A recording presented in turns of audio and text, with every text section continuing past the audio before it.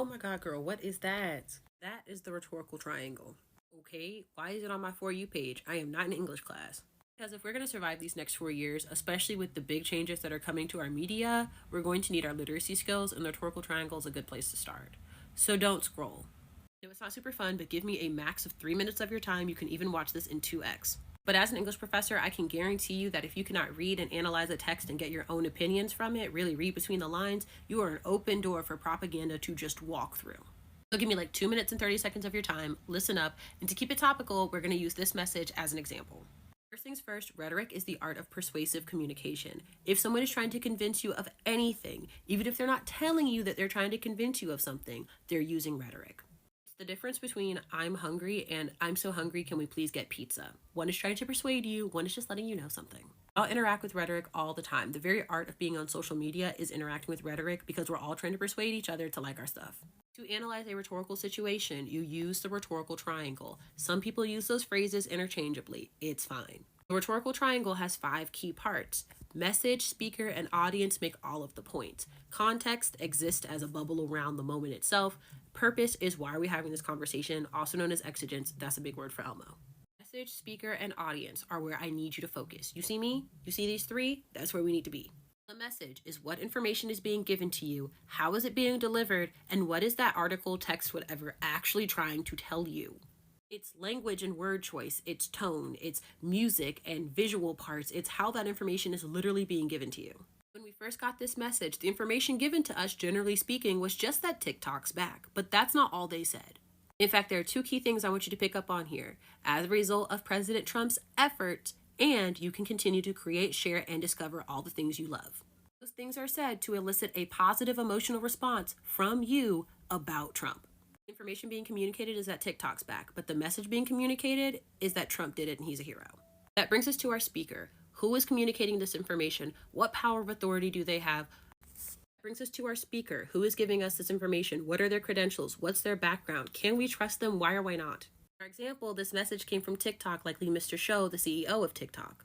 He is a wealthy business owner in a position of power. In theory, we want to be able to trust him. He positioned himself as somebody that is friendly and relatable to us. So this feels like a betrayal because this isn't unbiased or about us. It's something else. And that brings us to audience. Who is this message being given to? Why them? And how do we connect with them? This message was given to Americans on TikTok. All people who within 24 hours of receiving this were going to live under a Donald Trump presidency. Purpose or exigence, which is why does this thing exist? What is the Always ask yourself why twice when thinking about purpose. Why was this literally given to us? And then why deeper meaning? And then we have context. What is the bubble it all exists in? What is the current moment and the things happening outside of this moment to influence this message? Obviously, there's more to it than just this. I teach this for a whole semester, so it can be deeper, but I'm out of time. So these are the basics. So in the future, especially in these next 4 years, whenever you're engaging with media, be it the news, something on TV, even a TikTok, just run it through that rhetorical triangle real quick and see what you're actually being told. If you like this and want more, just let me know because I love English and it is so important to us right now. Your grandparents lived through Jim Crow and your great-great-grandparents picked cotton, but you came online and said that Black Americans cannot be proud of where we're from. We can't be proud of our culture because that's propaganda and that's nationalism and that boosts up America. That's what you guys said. Y'all don't speak a lick of Spanish besides hola, but you can understand Bad Bunny's album and send it praise because he's saying we need to find reclamation in our culture, we need to keep our culture alive, and we need to be proud of our culture. The ability for the leftists to come on this app and not see how they willingly contradict themselves at times where it's actually quite comical. There's a whole discourse on how Bad Bunny can be proud of where he's from because Bad Bunny comes from a colony and we can't be proud of where we're from because we come from the empire or the imperialistic power. This is why I'm so loud about being Black American, the Black American experience, Black American culture, and Black American history, because from within the country, people don't understand us. But especially from outside of the country, you don't understand. Black Americans are the colonized within the colonizing power. Created our culture in a vacuum under oppression post-slavery, and we can be proud of that culture that we created here because it's been less than a month and someone who is a megastar made an album about his people, his homeland, of which a lot of that album stems from the African traditions from that homeland. But when a black woman from America does the same thing about her homeland, it was met with such a level of vitriol and just like flat out anti-blackness that to this day, I'm still trying to process what was going on there. But the fact that you guys don't see how ironic and how contradictory you are is really concerning. It's really concerning. We can be proud of that culture and still not like what our government does. Most people around the world do not like what their government does, imperialistic power or not. And the fact that people want to hate America so much, rightfully so. Like, I'm not judging you for disliking America's policies, what they do around the world. I'm not judging you for that, but you cannot judge Black Americans for being Black American. It's like you're judging me for being born. I don't know. This is just funny today because I saw like 3 or 4 posts from people who were very loud about Black American culture being propaganda. If there's one thing I won't miss on this app is this type of discourse, even though it needs to happen. But geez. So I know everyone's having a hard time with the TikTok ban looming, and I just want to let you know we are in this together. We will fight this together. Sing with us. Imagine there's no heaven. It's easy if you try. No hell below us. Yeah, yeah. Above us, only sky.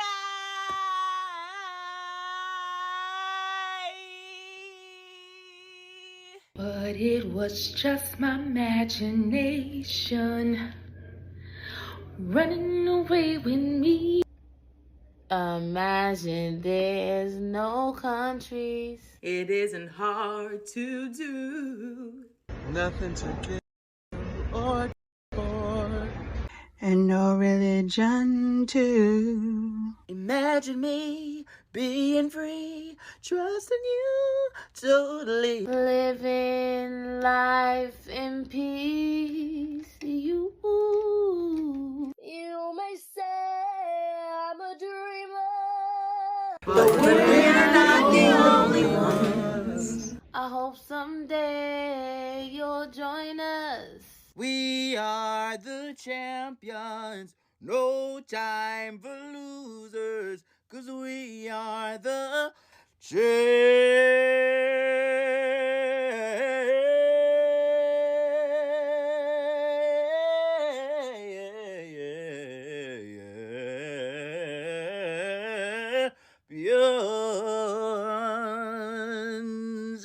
I just wanted to say, atomic bombs changed your body forever and you literally did not have a choice in it. And that is not clickbait at all, but let me walk you to it, alright? So I just reposted this clip from a movie in which this actress was basically positing that we are among the last human beings for the foreseeable future that will know what the night sky looks like without Starlink, which gets together and forms these star-like chains of light in the sky. It was basically just lamenting the fact that a couple billionaires got together and decided to change something that has been a constant across cultures for billions of people for thousands of years. And that made me think about bomb post dating, which is what I started this video talking about. As briefly as possible, bomb post dating is basically a form of radiocarbon dating. And radiocarbon dating is just observing the way that carbon decays to determine how old something is. It involves half-life and a bunch of other stuff. You probably learned about it. What you may not have heard about, and I certainly didn't hear about until I was in college in a very specific major, is that the bones of people born in the post-atomic age are literally and materially different than the bones of everyone born pre-atomic age. The atmospheric effects of all of the nuclear bombs dropped during the 20th century have literally changed our bones such that we have heightened levels of carbon-14,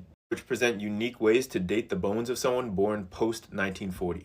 It truly blew my mind because it's like you could go your whole life not knowing that, but once you know it, it just makes you angry because you didn't choose that at all. It just feels like the most elegant and absurd example of our modern moment and the perfect metaphor for what we're dealing with right now in regards to the climate. These fires in LA burning down the homes of millionaires and people working shift jobs, it means something to and hurts all of them in a way that someone like Elon Musk or Jeff Bezos literally cannot bring themselves to remember. I feel like the momentum of our circumstances are such that like the ugliness is unavoidable and needed. Hey everyone, this is Bissam from Gaza. I'm now at El Emirati Hospital in Tal Sultan neighborhood in Rafah. This is the 6th day after the ceasefire. I used to work on this hospital frequently, documenting the pregnancy and the newborn among displaced women and during the genocide circumstances. I do know the places here, the rooms, the ICU, the incubators. I do know everywhere, but after I saw the destruction here, everything was burnt, everything was destroyed. Look at this, everything was burned. Even rehabilitation is almost impossible. Everything is just destroyed. Yeah, look, nothing can be usable again. This is the operations and the ICU and the cesarean rooms. It is destroyed and burned. Look at this. It's not flattened. The hospital is not flattened. From outside, you will see that the hospital is okay. Inside, this is the circumstances now. The painting, even look at this. Look at this. Even the painting of the walls is burnt. Nothing remains. The pharmacies, the doctors' rooms, the nurses' rooms, the lobby, everywhere. So yalla, this is the Emirati Hospital. You need to know that the Emirati Hospital is among only 2 hospitals working on Rafah. Abu Yusuf al-Najjar Hospital that was destroyed, and the Emirati Hospital, which is a maternity hospital used to serve women of Rafah and even displaced women in Rafah. Look at the stuff here. It is burnt. Look, even without searching them, without anything. The UNICEF boxes, the stuff, look at this. Look at this. The stuff used for the patients in the hospital were just burned, even without searching them, without opening them. There is no doubt that this is just a hospital, but it is a way to make our lives miserable, to put them out of service. And yeah, and I met a really brave people here cleaning, only neighbors of the hospital, not even the Ministry of Health, not even anyone. The neighbors of the hospital are now cleaning.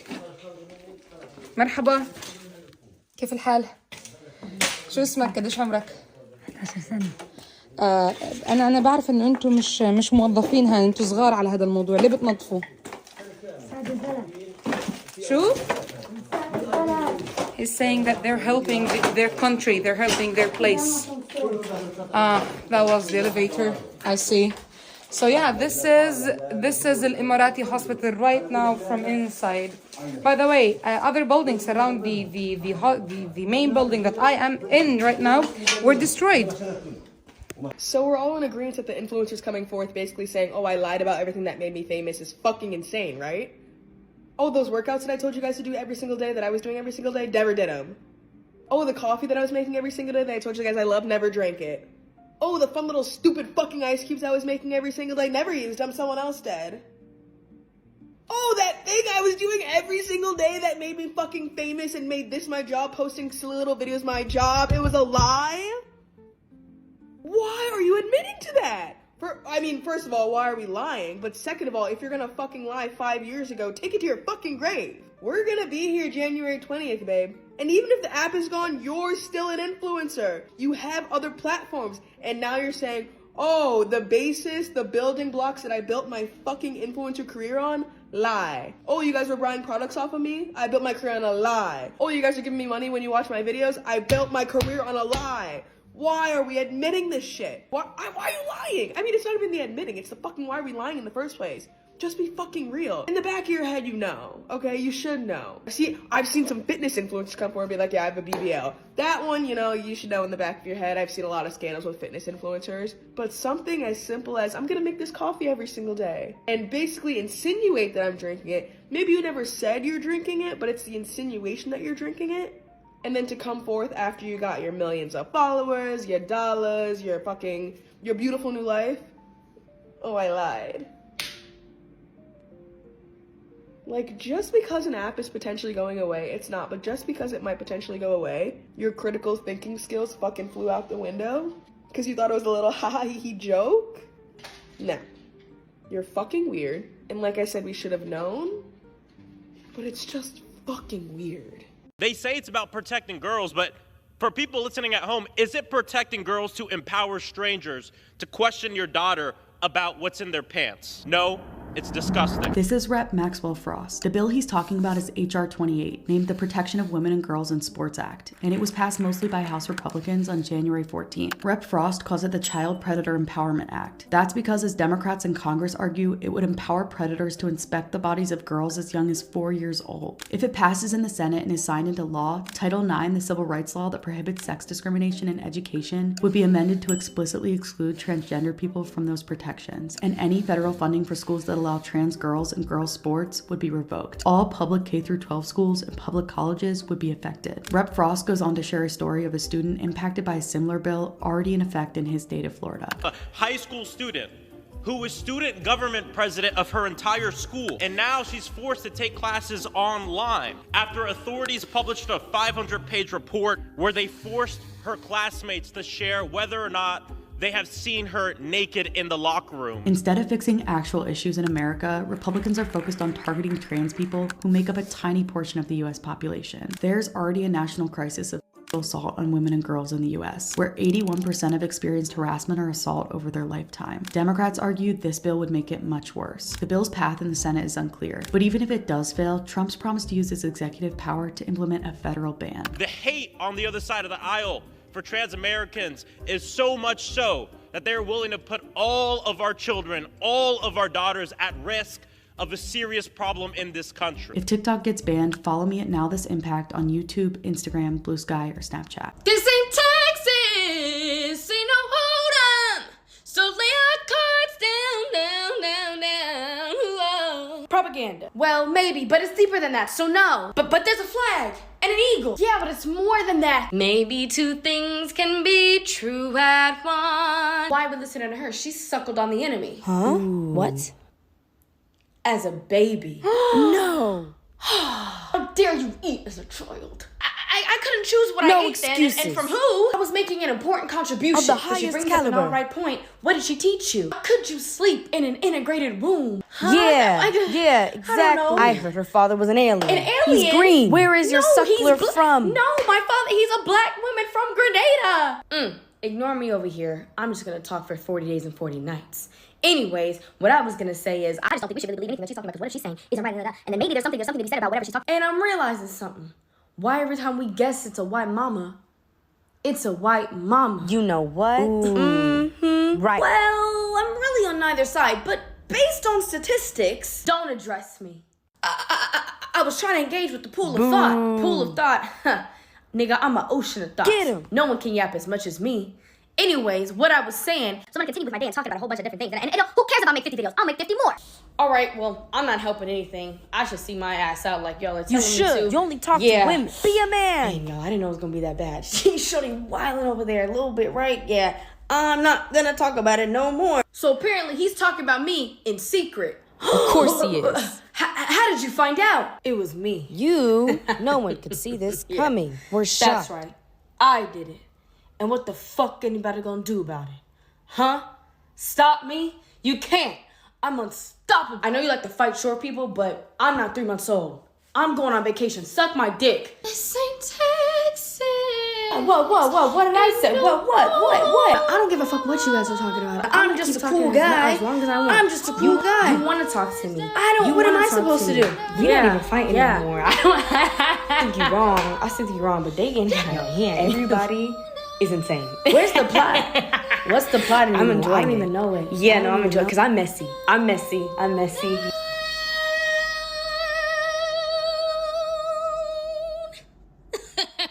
I have about 475 plants. So when I tell you plants that you absolutely should buy, I feel like you should trust me. In this household, Syngoniums are superior.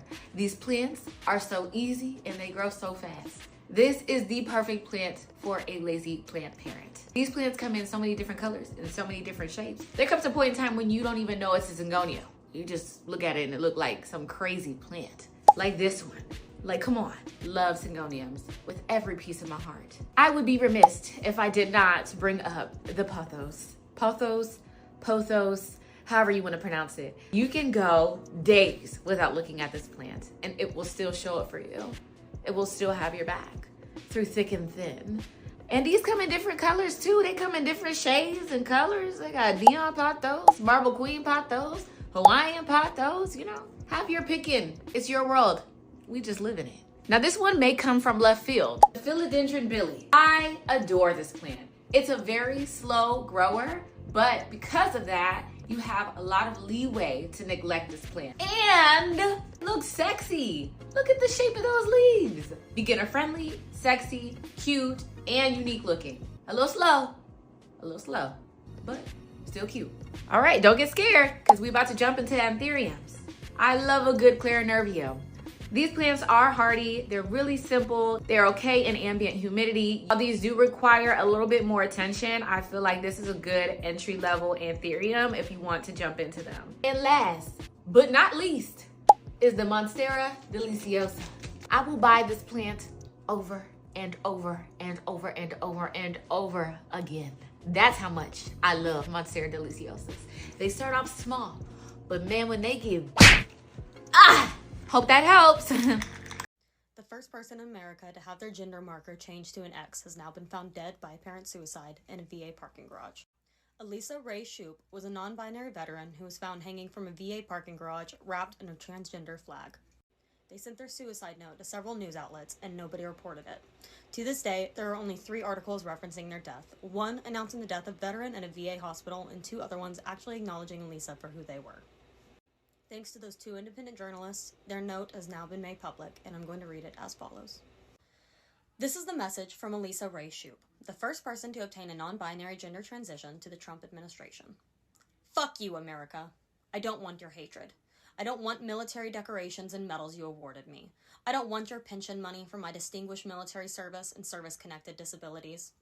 I don't want your health care to treat the mental illnesses you caused. I don't want more psychiatric ward commitments to keep me alive in a nation that I despise. I don't want to be buried in any of your state or national cemeteries for veterans and military retirees. I don't want to be buried anywhere on American soil. I don't want any military honors or ceremonies to mark my death. I don't want my ashes to be stored on American soil. I want my ashes or remains to be spread or buried in international waters. I don't want your flag anywhere near my body, remains, or ashes. I don't want any members of my family other than my spouse to be on the vessel that disposes of my ashes or remains. My death is not a surrender. My death as a member of the third gender and transgender population does not mean you won. It solely marks the end of our association. You are not the land of the free. You are not a country getting made great again. Too much demonstrated hatred through your existence extinguishes any claim to previous greatness. You are a cesspool of zealots that worship a god that does not and has not ever existed. Enjoy your new royal family and third world dictator. I refuse to participate any further. Have that Nazi piece of shit Elon Musk and his Doge henchmen deduct from my savings $93,000 of federal pensions for your bankrupt coffers. The white man decimated and massacred the indigenous populations of the third gender on the lands now called America. It was only fitting that a white person restored it. You cannot erase non-binary and transgender people because you give birth to more of us each day. My death is not a surrender. You cannot erase non-binary or transgender people because you give birth to more of us every single day. Those are just some of the powerful words that Elisa Shoup left us to remember them by. Elisa was a trailblazer and a historical figure not only to the non-binary community, but the transgender community and queer community as a whole, and yet I've seen zero coverage of their death.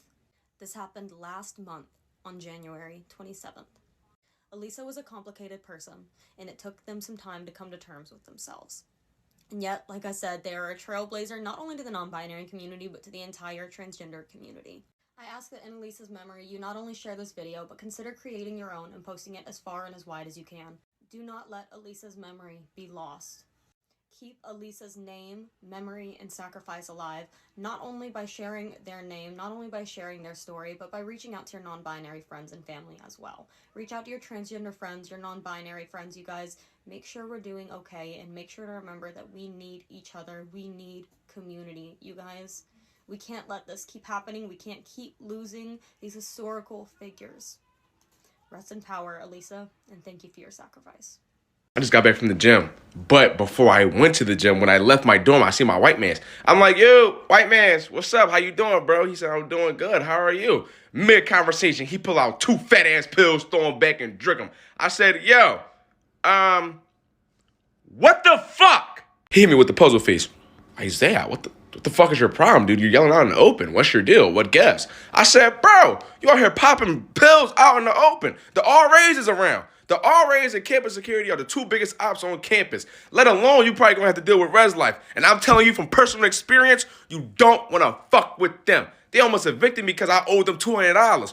Me owing them $200 almost got me evicted. What the fuck you think they gonna do to you when you find out they got them perks on you? They gonna crucify your dumb ass. He started cracking the fuck up. He talking about, nah, dude. Dude, you don't fucking understand, bro. These are Adderall. These are for my ADHD. This is ADHD medicine, bro. I take it before the gym because it gets me locked in. It gets me focused. I feel like every rep is my last rep. I said, oh, okay, cool. Not believing that shit at all. I'm thinking he's still off Molly.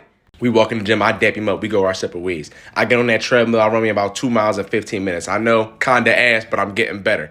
In that span of 15 minutes, that my white man's walked into the gym on Timothy Chalamet. By the time I went into the weight room to check on him, that motherfucker was on John Cena.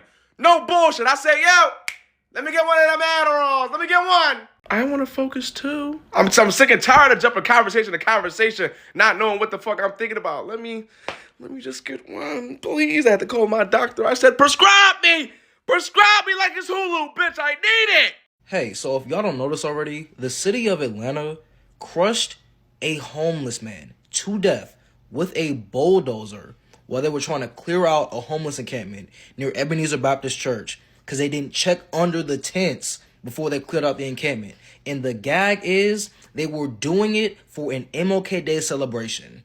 And it's unfortunate because this is not surprising at all. It's not shocking because if you know, you know, bro. This city does not treat homeless folks as human beings. They treat them as fodder to push away to make the city look better, or as a good volunteer opportunity to look good on your resume. And keep in mind, the current mayor of Atlanta, Andre Dickens, has already shown that he does not care about human lives, black bodies, etc. Because he's currently still trying to build a multi-dimensional militarized cop city in DeKalb County, and he's currently under investigation for taking bribes. And I want y'all to understand, the first thing that popped in my mind when I saw this report was sounds about right. Sounds about right, and that's the wild part. Like, y'all killed a homeless man in front of Ebenezer Baptist Church for an MLK Day celebration?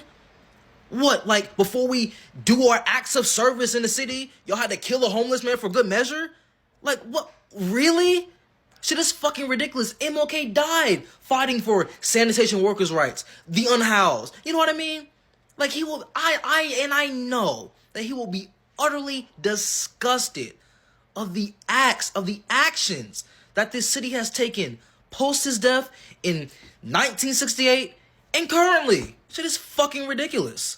About Doechii on The Breakfast Club, I have not been able to stop thinking about how angry this interview made me. Like, it made me so frustrated. So let's talk about the interview. So Doechii goes on The Breakfast Club and they asked her about bisexual men and if she dates bisexual men, and she's just like, of course, yeah, I date bisexual men. I'm a bisexual woman. Why wouldn't I date bisexual men? And there's a little bit of like a pushback, and it's almost as if it's basically like they're really challenging her on the fact that she like dates bisexual men. She's like, yes, duh, because bisexual men are elite. Like, anybody that knows anything knows that bisexual men are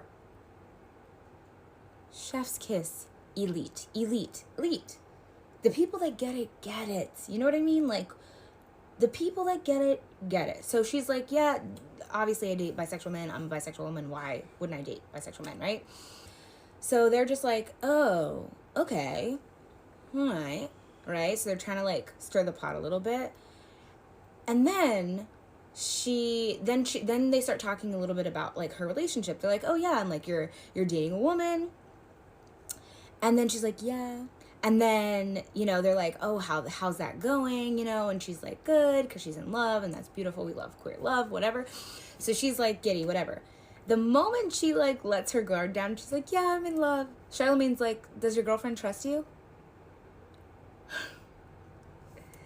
There is something really wrong with people who think that bisexual people are inherently untrustworthy. There's something very wrong with those types of people because they have this sort of skewed point of view on the world that is very odd and very debilitating. Because right next to Doechii is a person in a heterosexual relationship who did in fact cheat on his wife and scammed people. But you're concerned about Doechii. Got it. You're concerned about the bisexual in the room, but there's really a menace amongst you, right? So that's what, it just doesn't make sense, and it's making me so angry. And so, anyways, I say all that to say that, like, bisexuals are not inherently mistrusting or not trustworthy, and bisexual men are elite. Like, yes. She's like, yes, I date bisexual men. Charlamagne the God is really a menace to society. If they wanted to ban TikTok, they would have banned TikTok. But they don't want to ban TikTok. They want TikTok. The stipulation is not on January 19th, we're going to ban TikTok. The stipulation is on January 19th, we're going to ban TikTok unless it's sold to an American company, because data is the new oil. Data is currency. Your data, my data, all of this data that we are constantly feeding these algorithms that make them better and better and make these companies richer and richer is so lucrative. We are living during an autonomous technological revolution, and AI as a technology is literally changing the way that we all live at an exponential rate. When we analyze technology from an economic perspective, like the cost reduction framework, the purpose of all technology, in principle, is to reduce the cost of doing something by making it easier to do something, keeping in mind that cost is not all financial. There are effort costs, time cost, labor costs, etc. The invention of computer technology was extremely innovative because it reduced the cost of doing arithmetic. Before computers, there were job positions held by human people called computers, most of which were women, by the way, who solved complex arithmetic by hand using their brains. As you can imagine, this made the cost of doing arithmetic, i.e. the cost of computing, expensive because it relied on extremely skilled, highly specialized labor that was hard to come by. And so by reducing the cost of computing, by making it possible for machines to calculate ones and zeros instead of relying on humans to do it, we create opportunities to do things that we've never done quicker and faster, like fly planes or cook food on a stovetop without fire. The invention of Google technology made search cheaper. Before Google, we had to go to the library, a physical location where there were librarians who operated catalogs and databases of information. And so the process of searching and discovery and gaining knowledge was expensive because it took a lot of effort, a lot of labor, a lot of time, a lot of money. And so Google made the process and the cost of search practically nothing, which enables us to make discoveries and execute things in our lives a lot quicker and a lot easier. And so AI technology reduces the cost of prediction. It makes prediction cheap. And this cost reduction framework has shown us that the cheaper something becomes, the more of it we can use and the more opportunity we can create to do things that we've never done before. And the cheaper predictions become, the more we can make predictions. And the more we can make predictions, the better we can predict. And the better that we can predict, the more accurately we can create knowledge. This is the whole premise of artificial intelligence. And good predictions rely on data, like a lot of data. The reason our For You pages are perfect and we're addicted to TikTok is not because the people at TikTok are geniuses. I mean, they are, but It's because we've given these algorithms so much data. We have liked enough videos, we've scrolled through enough videos and come back to enough videos. We have searched certain keywords after seeing other keywords in the comment sections that we interact with. We've given these algorithms so much data that they've been able to make so many predictions. And the predictions have gotten so good that it feels like the people at TikTok are living in the walls of our houses, because we have made these algorithms so artificially intelligent that it feels like they know us. It's not them, it's you.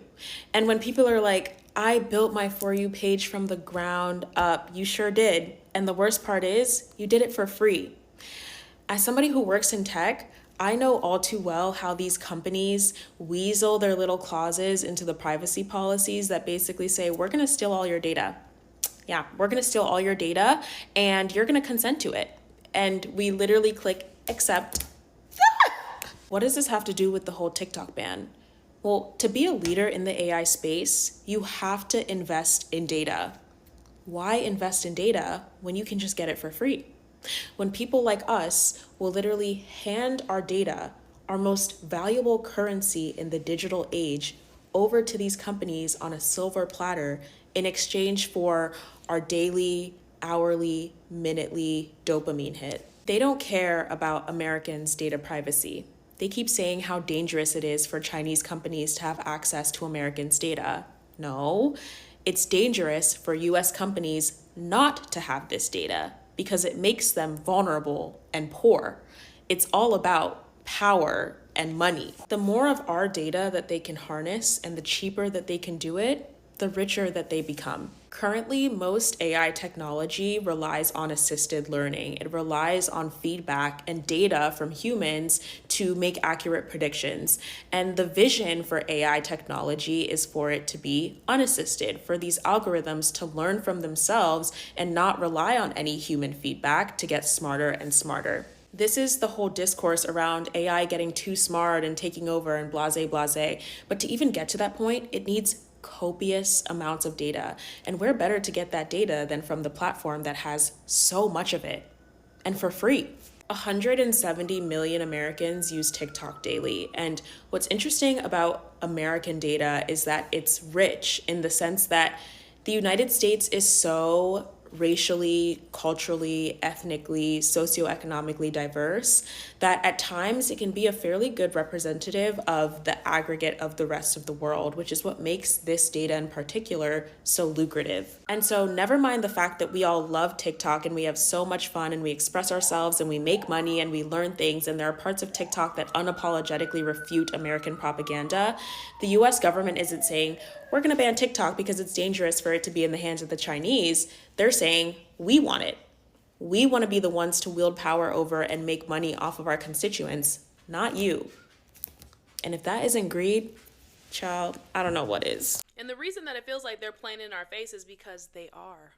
Like, they literally are. That's why it was so crazy to me that these politicians are trying to paint the TikTok CEO as this communist or socialist. He is a capitalist from Singapore. He kept telling y'all, Senator, I'm Singaporean. Like, he's going to go get the bag. Of course, to bring back the app that he is the CEO over that brings in billions and billions of dollars in revenue, of course he's going to work with Trump. Because Biden was not trying to work with him. I'm not saying it's right. I'm just saying that made sense to me, okay? This guy's a capitalist. He's a multimillionaire. He's from Singapore, because people keep trying to paint him as a communist. He's not a communist. He is a capitalist from Singapore, okay? Of course he's going to work with Trump to save this app that's bringing in billions of dollars of revenue. 1 + 1 = 2. But for some people, 1 + 1 = fish. Now, there's all these reports about TikTok and Meta merging because we're starting to see these Instagram ads pop up. I don't know. I don't know if that's happening or not. Trust me, I am researching it, though, and I am finding out about it so I can let y'all know. And honestly, we'll probably know in a few months' time, because what they want to do is turn this into like a 50% state media app, so we get the messages that the United States wants us to see and not the messages of what's happening around the world. Like, this app in 2020 covered the rebellion, talked about the rebellion. Now, this app in 2023, it talked about the Palestinian Liberation Movement and their rebellion. Messages on this app spreads fast. That's not good for business in the United States empire. So TikTok gets an additional 90 days. Yes, they're playing in our face. Double dutching, jump rope, and all of that stuff. It's because they're on the same team. Get it? Got it? Good. Okay, so I put together a list of companies that donated bigly to Donald Trump, as well as to super PACs that were behind Project 2025, and as well as the worst Republicans out there, Matt Gaetz, Lauren Boebert, Marjorie Taylor Greene, a list of these donors. And they're not companies that donated some to Republicans and some to Democrats. No, they overwhelmingly funded moving Donald Trump and Project 2025 into the White House. So I want everybody to keep that in mind. And before any MAGA get into my comment section, I want you guys all to remember, it was one person who researched all the large companies that had DEI programs or anything that resembled anything woke, like donating $500 to a local pride organization. That one person identified all these companies, and then the right-wing podcasters and content creators pushed it all, and they were successful in getting all these DEI programs wiped out. Or the one white, wealthy Christian nationalist woman who single-handedly, through Ziklag, researched and identified 35,000 Democratic voters and challenged all of their voting records to get them purged from voter rolls. One person. So stay out of my comments section about what we're going to do to stand up for our values. Okay, now, this is going to be an overwhelming list. You're going to feel overwhelmed. I promise you, I'm going to give you the list of all the companies and products that supported Democrats or supported both parties equally or didn't donate politically at all. And that's a huge list. But right now we're going to go through this list. Ready? AutoZone, Ace Hardware, Allegiant Air, Arby's, Armor All cleaning products, for the car, Ashley Furniture, Bali, bras and underwear for women, Bausch & Lomb, Big Heart Pet Brands, Bike Athletics, that's men's underwear, Any Beer by Molson, Any Beer by Coors, Brooks Running Shoes, bummer, Buffalo Bills, I'm including the sports teams here, for donating bigly to Project 2025 and Trump, because most sports teams didn't donate at all, but I'm mentioning the ones that voted for Trump and Project 2025. Buffalo Wild Wings, Buick Cadillac, Carl's Jr., Champ Clothing, anything by Hanes really, Chevrolet, Cincinnati Financial, Cinnabon, Conair Hair Products, which are all your hair products at like Myers and your pharmacy, Cuisinart Kitchen Products, Dairy Queen, Dirt Devil, Discount Tire, Dole Foods, that's a lot of frozen fruits and canned fruits, Dudley Sports, Exxon, Farberware, that's the kitchen and dining room products, Florists.com, Folgers, Fruit of the Loom, Fruitbouquets.com, Fry's Electronics, Geico Insurance, George Foreman Grill, GMC, Hanes, all the Hanes subsidiaries, Hardee's, Helzberg Diamonds, Hendrick Motorsports, Hobby Lobby, this one hurts, Home Goods, because they're owned by TJ Maxx, Hoover Vacuum Cleaners, Horizon Bank, Keller Williams Realty, if you're going to buy or sell home, keep that in mind. Legs, which are the socks and nylons and stuff like that. Las Vegas Sands, so stay out of their hotels if you're going to Vegas. LL Bean, Maidenform, that's bras and underwear for women. This one hurts. Marshalls, they're owned by TJ Maxx. Martin's Famous Pastry Shops. McDonald's, Any Beer by Miller's, Any Beer by Milwaukee's Best, Mobile, Molson's, of course, My Pillow, Napa Auto Parts, the New Orleans Saints, the New York Yankees, Norwegian Cruise Lines, Old Dutch Foods, Oric Vacuums, Purdue Farms, that's a shit ton of meat in the grocery store that we buy, Playtex, bras and hygiene products and baby products, Public Storage, Rayovac, Schlotsky's restaurant franchise, Shell Oil, Sierra Trading Post, Slumberland, mattresses and furniture, Soma Intimates for women, Spalding, Stanley Black & Decker Hardware, Star Furniture, Stiletto Power and Hand Tools, Tampa Bay Buccaneers, The Popcorn Factory, Toastmaster Appliances, Tractor Supply, Wendy's, Wynn Resorts in Las Vegas, 1-800-Flowers.com. All of the Smucker's products, the Uncrustables, Jif peanut butter jelly, Dunkin' Donuts, Meow Mix, Milk Bones, Pepperonis. That's all from them. Public Supermarket, Act Fluoride mouthwash, all the Procter & Gamble products. They donated bigly to Project 2025.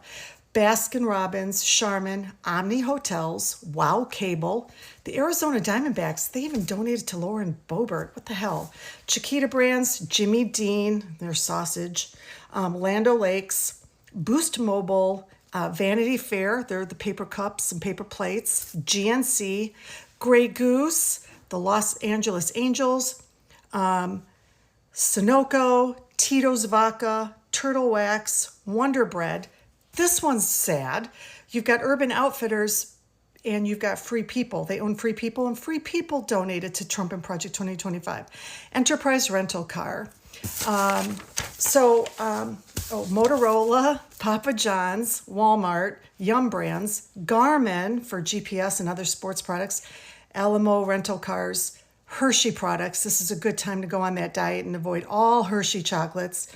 Anthropologie, Bacardi, Bluebell Creameries, Chobani Yogurts, Dean Foods. They sell a lot of meat. Now listen, this seems overwhelming. I promise you I'm going to give you a list of everywhere that donated to Democrats, didn't donate at all, or donated an equal amount to both parties, okay? But it's like the best sports coaches and athletes have said. If you are speeding through the woods on skis or on a bike for competition or the thrill, you do not look at the trees and the boulders and the ledges that you want to avoid. You look at the path right in front of you. That's what you keep your eyes on. And this will be easier if you sit down and write down all the products and vendors and stores and restaurants that you do want to donate or visit and purchase from. I'm sorry, I'm trying to get this under 10 minutes. So it's easier to come up with that list of what you do want to purchase, where you do want to shop, than it is to try to avoid all of these. This is not an all-inclusive list. And I would definitely start with the Goods Unite Us app, which is where I got a lot of this. And then the Open Secrets Donor Lookup.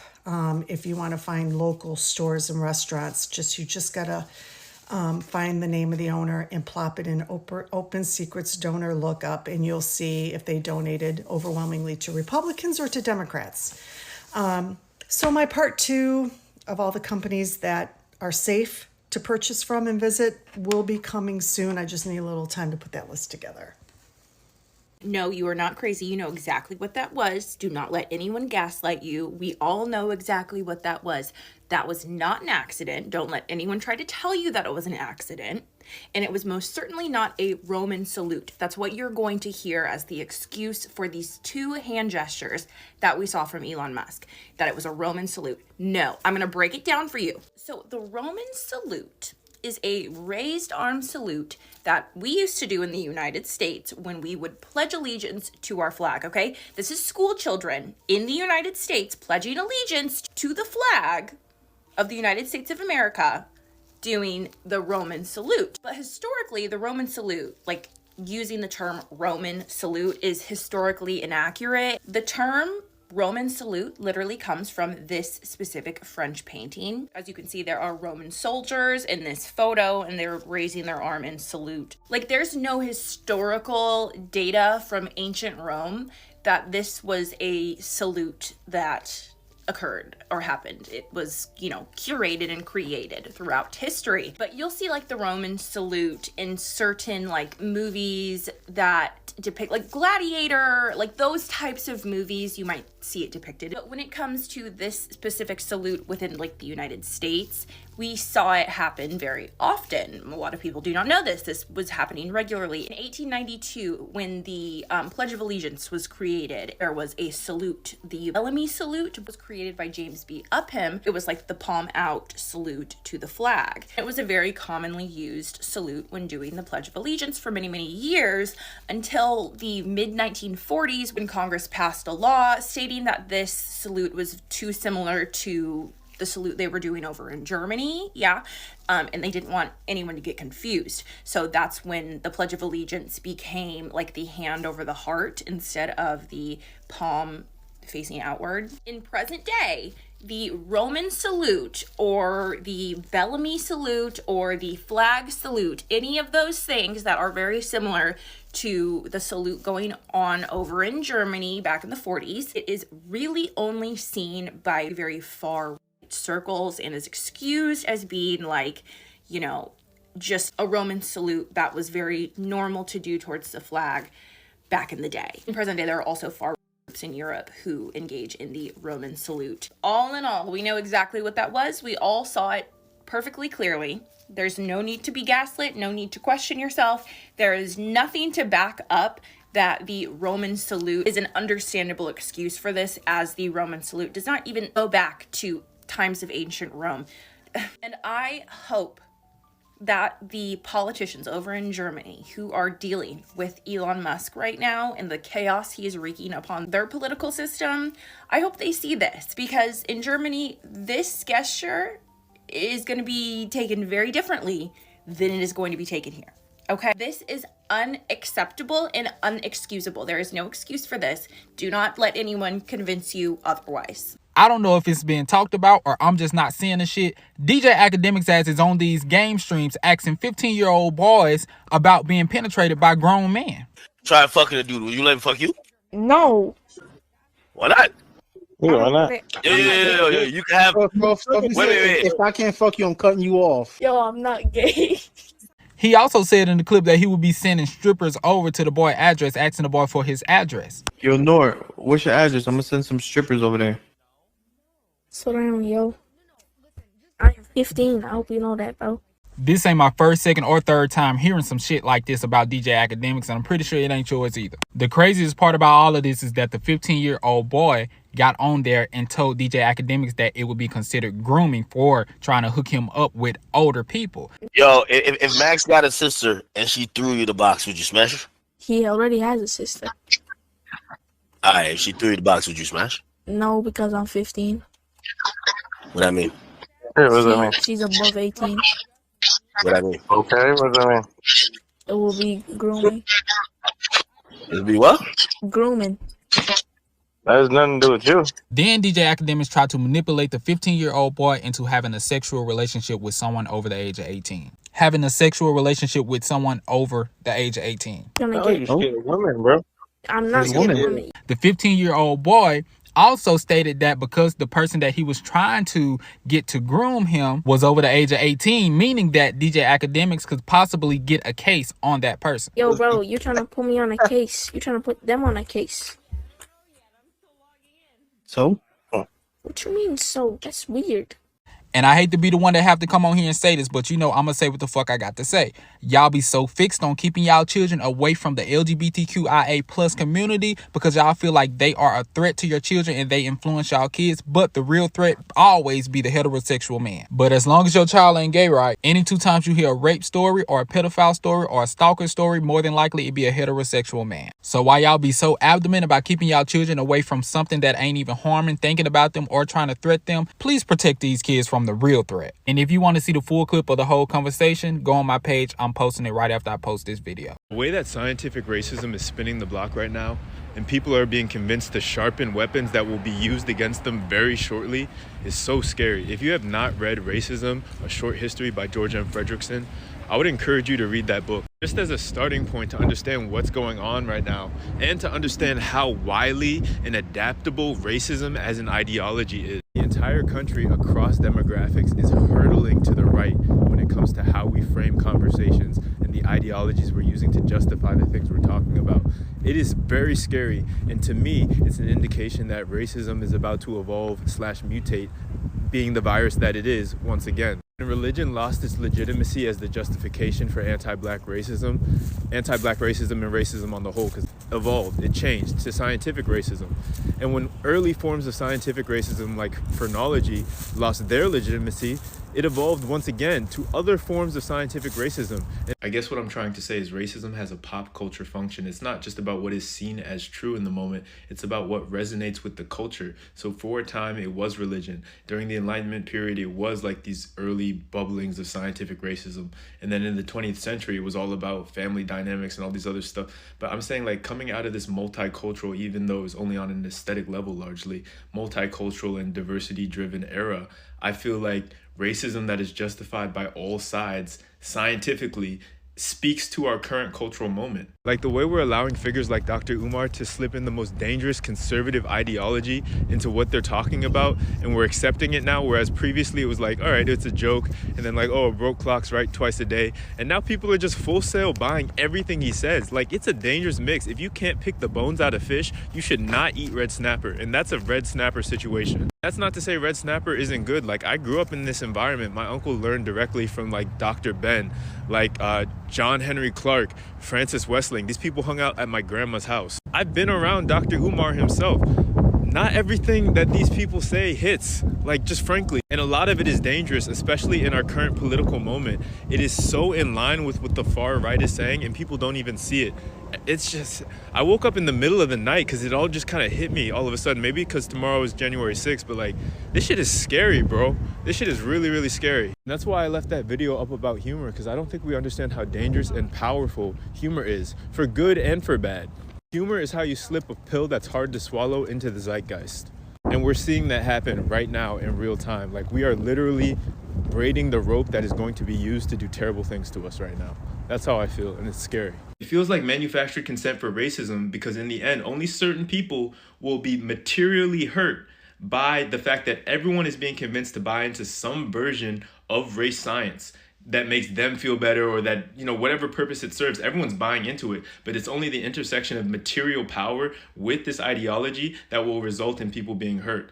So it's like we're normalizing it, and that's the danger. I just got my registration hold up on my student account so I can register for classes. Yes, I know it's Friday. I go back to school on Monday. Bitch, don't judge me, judge your mother. Had to make a couple calls, had to fake cry a couple times. I had to fucking call the dean. I said, yo, dickhead, remove the fucking hole y'all got on my account so I got somewhere to go for the rest of January. Mom said I overstayed my fucking welcome. I had to call my professor. I said, yo, professor, I need that hole removed so I can get ready to register for these classes. What the fuck is going on? He said, oh, Isaiah, I'll get it done right now. How else are you going to take care of those kids? Oh, yeah, professor, the kids. I need it for the kids. So I'm registering for classes. I'm literally registering for fucking classes right now. When I got a call from Red Light, they said, Isaiah, I need to speak with you. I said, all right, cool. What the fuck do y'all want? I'm not even back on campus yet. How the fuck I got a noise complaint? I ain't even on campus yet. Y'all just on my dick. No, we're not calling you about the noise complaints, even though you had a record high 12 noise complaints last semester. Don't know how you're still on campus. We're calling you because you failed to talk to us about if you're coming back to school this semester, so we sold your room to another student. Bye. What the fuck? Fuck you mean you sold my room? My room was up for auction? Not even that. Where's my shit? After that bitch hung up on me, I called my RA. I said, yo, is they bluffing or is they on bullshit? Like, did they move my shit out my room? They said, yeah, bro. They had us clean out your shit. I took a couple of your ballpoint pens and I took your Ugg boots. I did not know we was the same size. I'm gonna see you later, bro. Peace and love. Hopefully you get this shit resolved. God damn! I done did some et tu brute bullshit on me. Y'all done changed all around on me. God damn, I thought y'all loved me. It's cool though. When I touch back down on campus, if there's somebody in my room, pray for him. Pray for him. I done shed tears in that fucking room. That's my shit until I say so. Then you wonder why Rihanna didn't want to make more music. She only made the music that she made out of obligation. She went on the Tyra Banks show and told Tyra Banks on stage in front of a whole audience, he told her she had two options at the age of 16. That she was either going to A, sign the contract and go out the door she came in, or B, not sign the contract and go off the 29th floor, out of the window. Tyra laughed. The audience laughed. They didn't take any of what that 16-year-old girl said seriously. That's a problem. You sat here and heard this girl tell you that her life was threatened on national TV in front of everyone. And you, as a celebrity, with the amount of people, the fame that you had and popularity at that time, you sat there and said, oh, and you must have said, where's the paper? Where's the pen? Then he turns around and goes on another interview. Several, as a matter of fact. I think one of them was like the Howard Stern show or something. And he says, yeah, I gave her options, and I'm glad she chose the better one. He knows what he said to Rihanna at 16. He knows. He knows what he's done to Rihanna at 16. And then people wonder why she doesn't want to release any more music. She never wanted to do it. She had an obligation. It was that or it was her life. He could have made her go away just like that. So to sit here and play stupid like y'all don't know what this man is capable of with the amount of power and money that he has. The moment she had the opportunity to get out of music, she got out. She got the heck out. And she has not looked back since.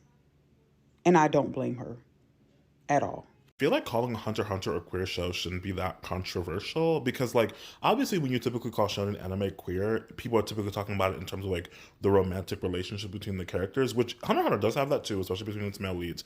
But it goes beyond that. When I say Hunter x Hunter is queer, I mean, like, queer. Like, it's doing the whole thing. Hunter x Hunter wants to have very interesting conversations around, like, gender presentation and familial trauma. And queerness absolutely is, like, in the mix because of that. And beyond the fact that we have Kurapika, who is, like, so feminine that he can throw on a wig and a lash and the girls think he's serving fish. Like, that's how crazy it gets sometimes.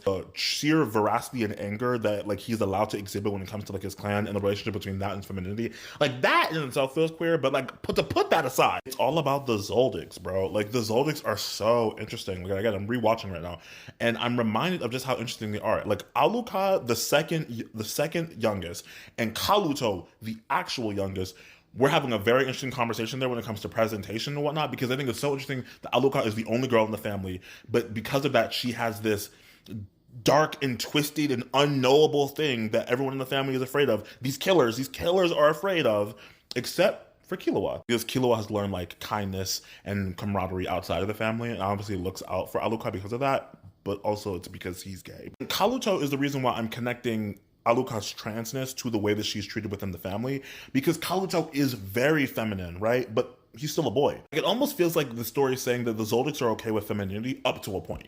They're okay with femininity up till it's a time to get real, time to get serious about it, and then they'll throw you in the basement because they're scared of, like, who you are. That's how I read it, and I think there's so many other things that are kind of in the story that are, like, you can read that way. So beyond just the shipping, right, which I do think that's also a part of it, like, the ways in which Kurapika and Luria interact, I'm just like, I'm seeing something. But also in the ways that Killua interacts with Gon, where I feel like it's giving very much, like, Killua is in love with Gon, and Gon loves Killua, but it's not the same thing. Like, I feel like Killua would literally be like, I'm in love with you, and Gon would be like, oh my god, same, when they're, like, older, right? And Killua understands we're not talking about the same thing, but Gon does it, right? And that's just, like, they live in that weird tragedy, but that's just that's not a hero of that. That's my personal opinions. But, like, again, I think those things which I feel like you can read that pretty easily just, like, from, like, watching the show. That's a little bit more obvious. I feel like the gender stuff and, like, the androgyny of certain characters, and I mean, and we didn't even have time to get into Hisoka, which, but also the other stuff being there is the reason why Hisoka being, like, a weirdo is, like, I'm not saying, like, I'm okay with it, but it's more one things where, like, I kind of accept it because I'm like, okay, like, you clearly have other things to say about, like, masculinity and relationships here that isn't, like, gay men or predators, you know what I mean? Which it can go there very, very easily. I refuse to believe that this is not possible. Wait. You can change many lives by just watching this video to the end. My name is Angela Samanambiru. I am the co-founder and the director of Black Care. Black Care is an organization that works with young people and advocates for different social issues.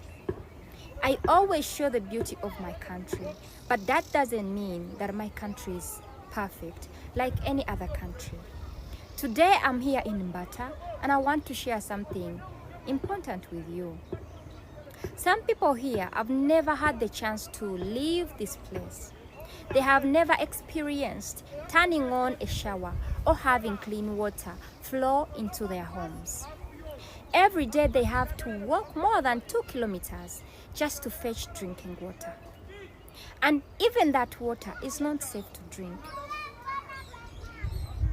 This might sound like a small issue to some, but if you have ever been to a place where you have no access to water, then you can agree with me that water is one of the most important things in life. And nobody should ever lack water, especially in these days. It hurts me deeply to see my fellow human beings living like this, while I have the blessing of more than 10 million people enjoying my content. I know together we can do something to change this situation. That's why, as the director and the co-founder of Black Care, we started a campaign to bring clean water closer to villages in need. But I cannot do it alone. I need your support to bring water closer to villages in need. And I believe in us because we have done it before. This time, we are working to help 2 villages, Mbata and Makumba. We are so close to reaching our goal. That's why I'm back here determined to make this dream come true. To everyone who has already donated, thank you so much from the bottom of my heart. Your kindness means a lot to me and the people here. For those who haven't yet, the link is in my bio. Please give whatever you can. No matter how small, it will make a huge difference. Also like, comment and share. To spread this message, let's show the world that there are real life heroes among us, making the world a better place. Thank you so much. A synthesized breakdown of why lesbians and bisexuals have so much beef, because I love starting problems. Okay, first up, decentering men. Some bisexuals don't decenter men. I think this shows up most in a like, oh, open the door for me, pay for this kind of way, which is super fun and cool when it's a choice, but when you're just projecting that onto your partner without talking to them about it beforehand, it's not giving super, I see you as a three-dimensional person vibes. It should be noted that lesbians do this too, and that's happened to me, but I do think bisexuals carry the brunt of the stereotype because y'all do fuck with men. Next up, misplaced misandry. Some lesbians hate men so much that they will project it onto other women. And yes, this is just internalized misogyny, and you should avoid these lesbians. I think this shows up most in a like, oh, bisexuals are a dirty stereotype, or all bisexuals will leave you for a man. Brother, is she giving she's going to leave you for a man? Or are you just insecure that you're not a man? Next up, okay, women scary. One, there are some bisexuals who are dating cis men and will be like, oh, he has painted nails, like he's basically a lesbian. Stop saying that. I'm sorry. That man is nothing like me. And then also the type of bisexuals who are like, oh, I'm so scared to talk to women, like I don't know how to approach them. I think you are just intimidated by the realities of being in a queer relationship. Which I think leads to something like the romanticist. Like, someone who's like had negative experiences with men is ready to start their queer journey, but has not necessarily reckoned with what it means to be in a visibly queer relationship, holding hands with your partner in public, reckoning with the realities of not necessarily having biological children. And you know, those things are scary, but it does not make all women scary. And it does not, and queer relationships are great and fun, but not always better. So let's just be real together. And in closing, lesbians need to stop projecting any 1 or 2 or 3 experiences they've had with a bisexual onto the entire community. It is not a homogenous label, and there are a vast amount of people with a vast amount of experiences who use that term. And bisexuals, just be mindful. It is very traumatizing being a lesbian in this world, and we would appreciate your support and grace as we navigate this shit. It's not fun, but we're in it together, okay? So I think now we can kiss. Thank you. They just unalived, they assassinated the leader of North Kivu, and now the North Kivu, the eastern part of the Congo, doesn't have any leader. Of course, the M23 backed by Rwanda, because there are Tutsis from Rwanda who are unaliving Congolese people for almost 30 years, more than 30 years. They unalived 18 million of Congolese people, the Tutsis from Rwanda, and now they assassinated one of the leaders of North Kivu. I had the pleasure to meet him when I was in Goma during the summertime, and I had dinner with him and other people. He was such a nice man. He was a military, and now the level of escalation of aggression, the Tutsis through Congo, is so aggressive, and he put himself in the front of the line because of course he was a military, and they just unalive him. They just killed him yesterday. And the only thing I want to say is, you can kill a person, but the movement will continue. The resistance of the people from the eastern part of the Congo specifically is just amazing. Doesn't matter if you killed a person, a body is just a body, but the movement and the resilience of the Congolese people in the eastern part of the Congo will continue always and forever, because it is their land, is where they belong. It doesn't matter how many aggressions the Rwandese, the Tutsis do to the Congolese people backed by their colonizers. Doesn't matter how many years you're gonna do on a life Congolese people, the resistance of the eastern part of the Congolese people never gonna die, because it's their land. It's their land, is where they belong. It's not your land, it's their land. They're gonna die for the land. It's what they're doing, die for the land, not killing for a land. If you have to kill for a land, it's not yours. If you're willing to die for a land, it's your land. And Congolese people from the eastern part of the Congo, they're willing to die for the land because it's where they belong. Their ancestors belong there. It doesn't matter how many aggressions the Tutsis from Rwanda they're gonna do to the Congolese people in the eastern part of the Congo, because the resilience and the resistance of the Congolese people is unmatched. It's unmatched. It's amazing. Like, you can kill a body, but you cannot kill a movement. And the Congolese people from the eastern part of the Congo, they know perfectly fine is their land.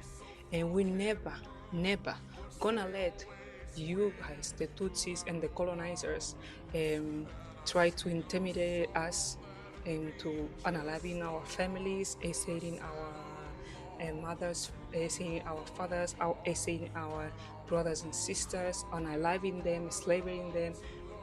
We're gonna continue, resistance gonna continue. It's the way it is. We know they belong there. And we never gonna let Tutsis from Rwanda to think that is their land, because that land never was their land. They always was Congolese land. You guys came from Somalia and other eastern part of Africa. You never belonged to what is Rwanda. Rwanda always was for the Hutus, the Bantu people.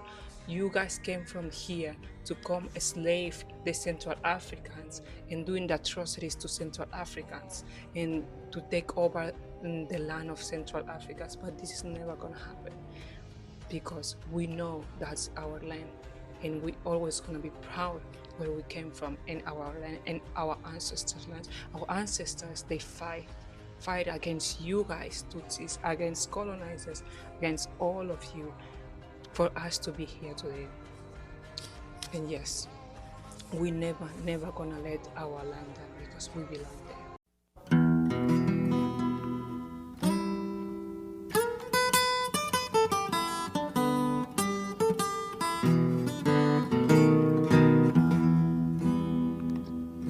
Death don't have no mercy in this land. Death don't have no mercy in this land. He'll come to your house and he won't stay long. You look in the bed and somebody be gone. Death don't have no mercy in this land. Well, death will go in any family in this land. Death will go in every family.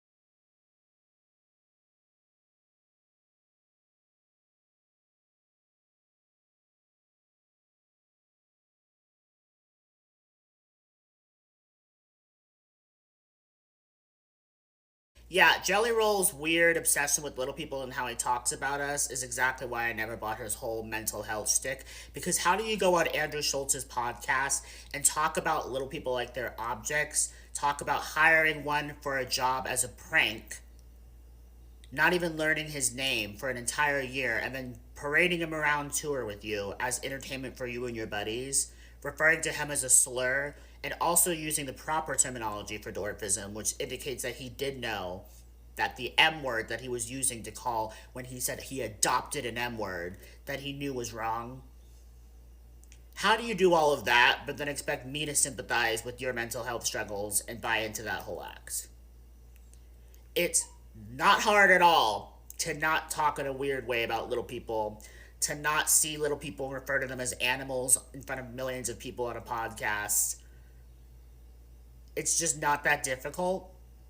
So the whole mental health, emotional woe is me singer is just so hilarious to me. The way people talk about disabled people is very indicative of their actual beliefs.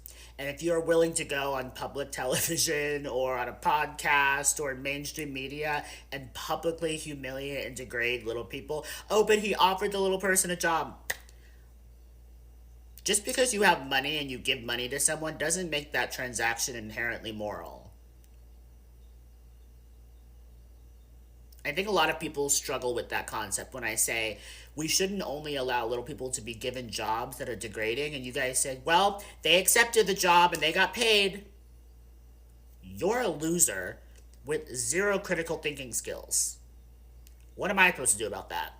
But Jelly Roll eats his boogers on camera, so I'm not even going to be too mean to him. You know, I don't care who needs to hear this. Steven in Steven Universe Future was a valid crash out. Because I've been seeing comments about Steven's trauma being seen as forced, but in my opinion, it makes the most fucking sense as of now. Just look at all the things Steven has gone through throughout his life. Bro was raised by a single dad and 3 gems who didn't even know how humanity worked, even though they've been on Earth for 6,000 years at least. And these gems were still grieving over the loss of Rose Quartz, their leader and best friend, who gives most of her sentience and being to birth Steven. And because of that, every other gem still believes he's Rose, even the 3 gems that were helping raising him originally. Because of that, along with being raised alongside the crystal gems, he would go through a lot of fuckery, with a lot of the time it being life-threatening, sometimes even by his own powers in multiple ways. Sometimes it's not even just him, it's his friends as well. And then on top of all of that, you got him dealing with this identity crisis and finding out that Rose Quartz wasn't exactly how everybody said she was. This will cause turmoil within him and the rest of the crystal gems for like half the series. She went from the story of a gem that just realized Earth is beautiful and wanted to fight for it with all her life, who pleaded to her Diamond Pink that Earth should be saved along with its life instead of colonized. And then Pink Diamond just said, bitch, we are not the same as these things. We are infinitely better. You better get your ass back to work. And off that rejection started a rebellion among the gems, full of not only average everyday gems, but outcast gems that felt like they had no place. They would become the Crystal Gems. And while they fought valiantly, they for damn sure were losing that war because Pink Diamond's army was just too crazy. So she ended up going to Pink Diamond and showering her, which in this world is semi-permanent death. Upon grief of this action, the rest of the diamonds ended up shooting a beam at Earth that would fuck up every gem that came into contact with it, and Rose could only protect Pearl and Garnet. This would cause the gems, both ally and enemy alike, to become corrupted monsters. Still, yeah, a lot of times when the crystal gems were capturing motherfuckers, it turned out to be either their allies or enemies from a war thousands of years ago. But in all actuality, Rose Quartz and Pink Diamond were one of the same, and the only one that knew this for 100% fact was Pearl, but was sworn to secrecy, so she couldn't even tell anybody, not even Steven. And to keep that secret safe, she would end up fucking over quite a few gems, some directly like Bismuth and Spinel, who had nothing but the best wishes for her, and everyone else who thought they knew her like Pearl indirectly. But the most indirect fuckery is on Steven, because he's the closest thing to answers that they got, and through all that, he's gotta be a glue that holds them together. Add in the attempted murders and kidnapping and shit like this that they gotta deal with on a daily basis, what the fuck? All of which he would have little to no time to actually process mentally and had to kind of go with it to keep everybody cool. Stacked on top of diamond powers that he doesn't truly understand but makes him a conscious threat to everyone, and he knows this, and constantly trying to bottle up and keep everyone in the dark about it so they can be cool. Do you really think this would not create a D1 crash out eventually? Hell, he's even had meltdowns in the regular show. How the hell did y'all miss this? And this isn't even accounting for the Greg side of shit. And I'm not just talking about the sneaky links with Amethyst. I find it very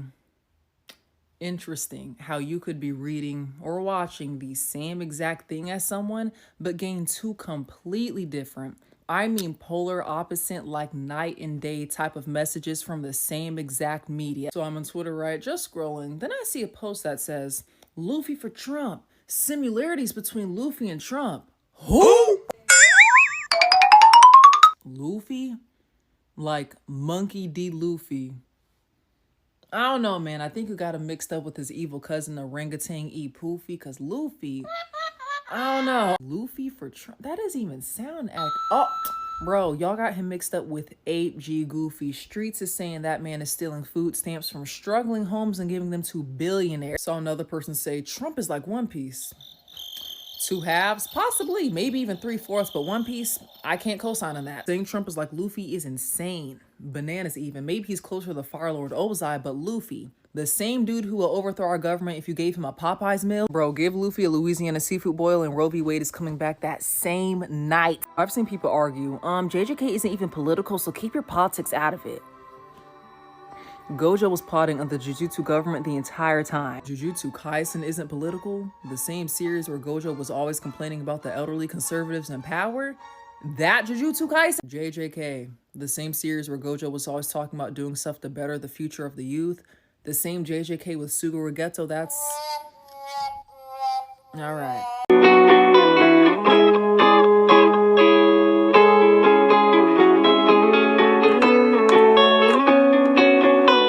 Absolutely, and again we're talking about generative AI, so things like ChatGPT, character AI, and other things like that. The first thing is that the environmental impact that using AI has is fucking devastating. It takes so much water and power to run it, and it also produces so many greenhouse gases, like a fuck ton of methane. And then you have the fact that the way that generative AI is trained is ethically dubious at best, and I would say morally reprehensible at worst. The way that ChatGPT, for example, works is by predicting the next word, right? And the way that it's trained is by just using all of the data for as much written work as is possible. Now, it can't be trained with content behind a paywall, for example, but anything that is easily and freely accessible, it can do that with. And that means that AI is trained with so much fanfiction, because on AO3, for example, there are approximately 14 million works. Now, of those, approximately 1.3 million are restricted to registered Archive of Our Own users exclusively. That's approximately 9% of the total works on AO3, so the remaining 91%, or approximately 12.7 million individual and unique works, can be used to train AI. And we know for a fact that ChatGPT was trained at least in part using sites like AO3 and Wattpad. And we know this because ChatGPT was asked to write Stony Omegaverse fanfiction, and it was able to. And AO3 and Wattpad and other fanfiction sites are not the only place that you can learn about the Omegaverse, but they are like the big ones, right? That's why so many people, myself included, call AI like the plagiarizing machine, because that's exactly what it is. It takes in as much of other people's work as it can, and then it spits out whatever like is most likely to be predicted to be next based on other people's work. Not to mention the fact that AI is not reliable. It is not a reliable source. It makes things up all the time just based on what you want it to say. Additionally, the thing that drives me up the fucking wall the most is the fact that art is inherently and uniquely human, and the experience of creation and the experience of experiencing that creation is something inherently and uniquely human. And with generative AI, it is stripping the humanity out of something that is fundamentally human. Art is fundamentally human. Whatever it is that AI produces, it is not art. this Kev on Stage video where he was just talking about how like black people worship God so much different than white people. I would take it a step further though and say black and brown people don't even pray to the same God as white people do, right? If you've ever been to a black church, you know the God of the black church is wrathful. He's jealous. He grinds you down, bro, before he can build you up. He puts you into a deep, depressing poverty so you can learn how to manage money better, right? He took your granny so you could learn to appreciate the moment. I went to a white church. It was jarring. I mean, they're talking about some like God is just sunshine, flowers, and rainbows. No sense of urgency in the prayers. Just God is good. Black church, they're screaming, crying, throwing up, falling out. Please save my son. White church is just great vibes. They're doing a blessing circle. Who's been blessed this week? Yes, Lord. I closed on a new house, BMW X6. Right? You know what I'm saying? He's just like a God of forgiveness and love. You don't have to earn the love. It's just given freely and often, right? And it's crazy how that's also reflected in like the parenting styles of both groups, you know? Like black and brown parents feeling the need to take this like authoritarian, like I had to beat you up first. I got to be your first bully because life's going to be tough. You know what I'm saying? Yeah, I could have made your life easier, but no, I'm making it hard because I don't think you're going to appreciate things if you didn't have to suffer for them first. Like, excuse me? Like stereotypical white parenting, right? Is much more like, oh yeah, Cody, you can say whatever you want to say. You can do whatever you want to do. You're still deserving of love. I'm still going to give you a house. I'm still going to give you a car when you're 16. You still deserve, I'm going to help you get a job. I'm going to help you get into college. You know, that's what I'm supposed to do, right? I'm just giving. You don't have to earn it. You deserve it. You're just my son. You're into like every single aspect of both groups' lives, right? Where white people, even with like social services, right? Like white people are the primary consumers of social services. And it's just seen as a natural thing. Of course we deserve free money. Duh. Right? Versus like black and brown people, there's like this intense shaming and disgust around the idea of like just getting something for nothing. Right? Let's turn into a thing, please. Okay, you know, maybe I will make some type of web journal podcast thing. Because, you know, it has been 2 years now of me cutting off videos because I don't want them to be think pieces. I swear to God, if y'all take this stream of income from me, I'll start whoring. I'll start hoeing. And maybe I overreacted. Anyway, I want to talk about the cultural shift this app is going to have post-dark period. I don't say post-ban because that's still very much a thing we have to deal with. The app is still banned as we speak. Whether it's creators you love to hate or hate to love, I genuinely think a lot of people's favorite creators aren't going to come back to this platform or at least transition away. I think that's pretty obvious when we talk about the post and ghosters, the mega influencers, the people who never consumed on this app to begin with. But honestly, your everyday content creator who only really had access to this because of how accessible the algorithm is, almost no matter what outcome we get out of this whole ban process, Trump gets to decide on a whim whether or not the app stays or goes. On top of that, people think there was a sell to Meta, which we will get to. They're saying that the censorship that was already bad on this app is far worse. A lot of creators fear that they won't even get paid the same, and the pay is shit anyway, but look, we're not even gonna get into that. Just all of this kind of culminates in a very, and I know it's weird to call like anything about TikTok professional, but for the sake of the conversation, all of this culminates in a very unprofessional, very insecure workflow. Creators, streamers, TikTok shop businesses, it's a very insecure platform to do all that on now, and I don't know if it'll bounce back, even if it stays. Now, I want to make it clear, other creators might go somewhere else, do something else. Not me! I'm not going nowhere. I'll diversify, but I'm not going nowhere. Publicity stunt or not, I consider the 75-day extension a resurrection. A second chance, if you will. I'm gonna do it all better. I promise. I'll post consistently. Anyway, back to the topic at hand. Do I think the app has been or will be sold to Meta? No. There's a lawsuit going on right now between Meta and the FTC accusing Meta of being a monopoly. If they bought TikTok, it would just prove the FTC right. Meta would lose and then more than likely have to sell Instagram and Threads, so I don't think anyone has to worry about that. It won't be him.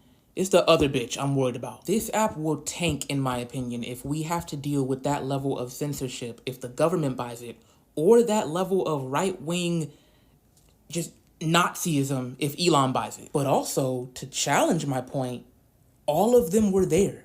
All of them. If there's an app with at least 10 million users, that CEO was present at that inauguration. There's not really other options, even if we don't end up with an outcome that allows us to keep this algorithm unless a nameless someone comes up and creates an open source app for the people themselves. But being in the age of the tech bro oligarchy, which 4 years and a trillion drones later would just be tech bro autocracy, how long would that even last? So maybe there's no real point in leaving. Maybe the best thing people can do is fight for this app in particular, this algorithm in particular, while diversifying and existing on the other platforms that have the least amount of censorship. I don't know. Weirdly, I'm hopeful.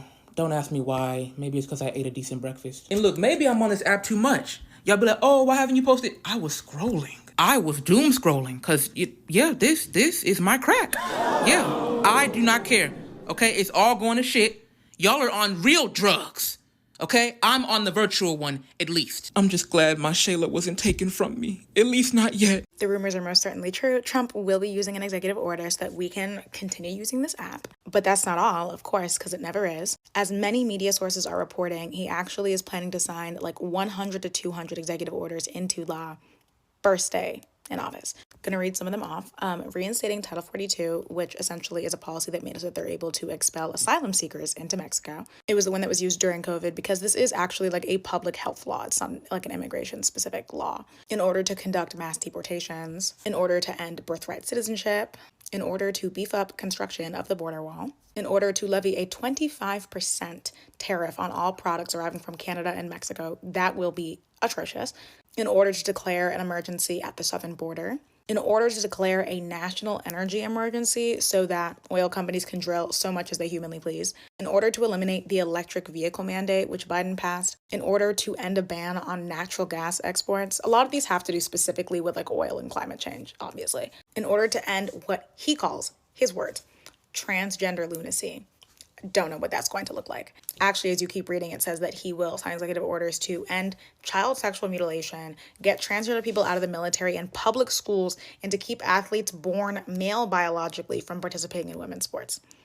You know, in order to end all diversity, equity, and inclusion programs in the entire federal government, in order to require all federal employees to work in person, so like remote work or hybrid work, not allowed. And the last one on this particular article, and this is in no way conclusive, I highly doubt it, is an executive order to reinstate the global gag rule, which if you don't know what that was, it essentially makes it so that NGOs, like global organizations, are not eligible to receive aid from the United States if they so much as provide information about abortion to any of the people that they serve. It's horrific. We are so back, but like actually, guys, unfortunately, we are so back. I thought I was done filming this, but I actually have one more thing. I think it's very important to note that like not all these are gonna like just immediately become law, right? Like the ones that he does indeed have the authority to do, they will immediately. Like the global gag rule, for example. He has the authority to do that in a pen, very easy to do. A lot of the other ones though, like the ones about birthright citizenship, they will have legal battles. Like, I don't think this means like you need to start like freaking out and like running around like a chicken with its head cut off.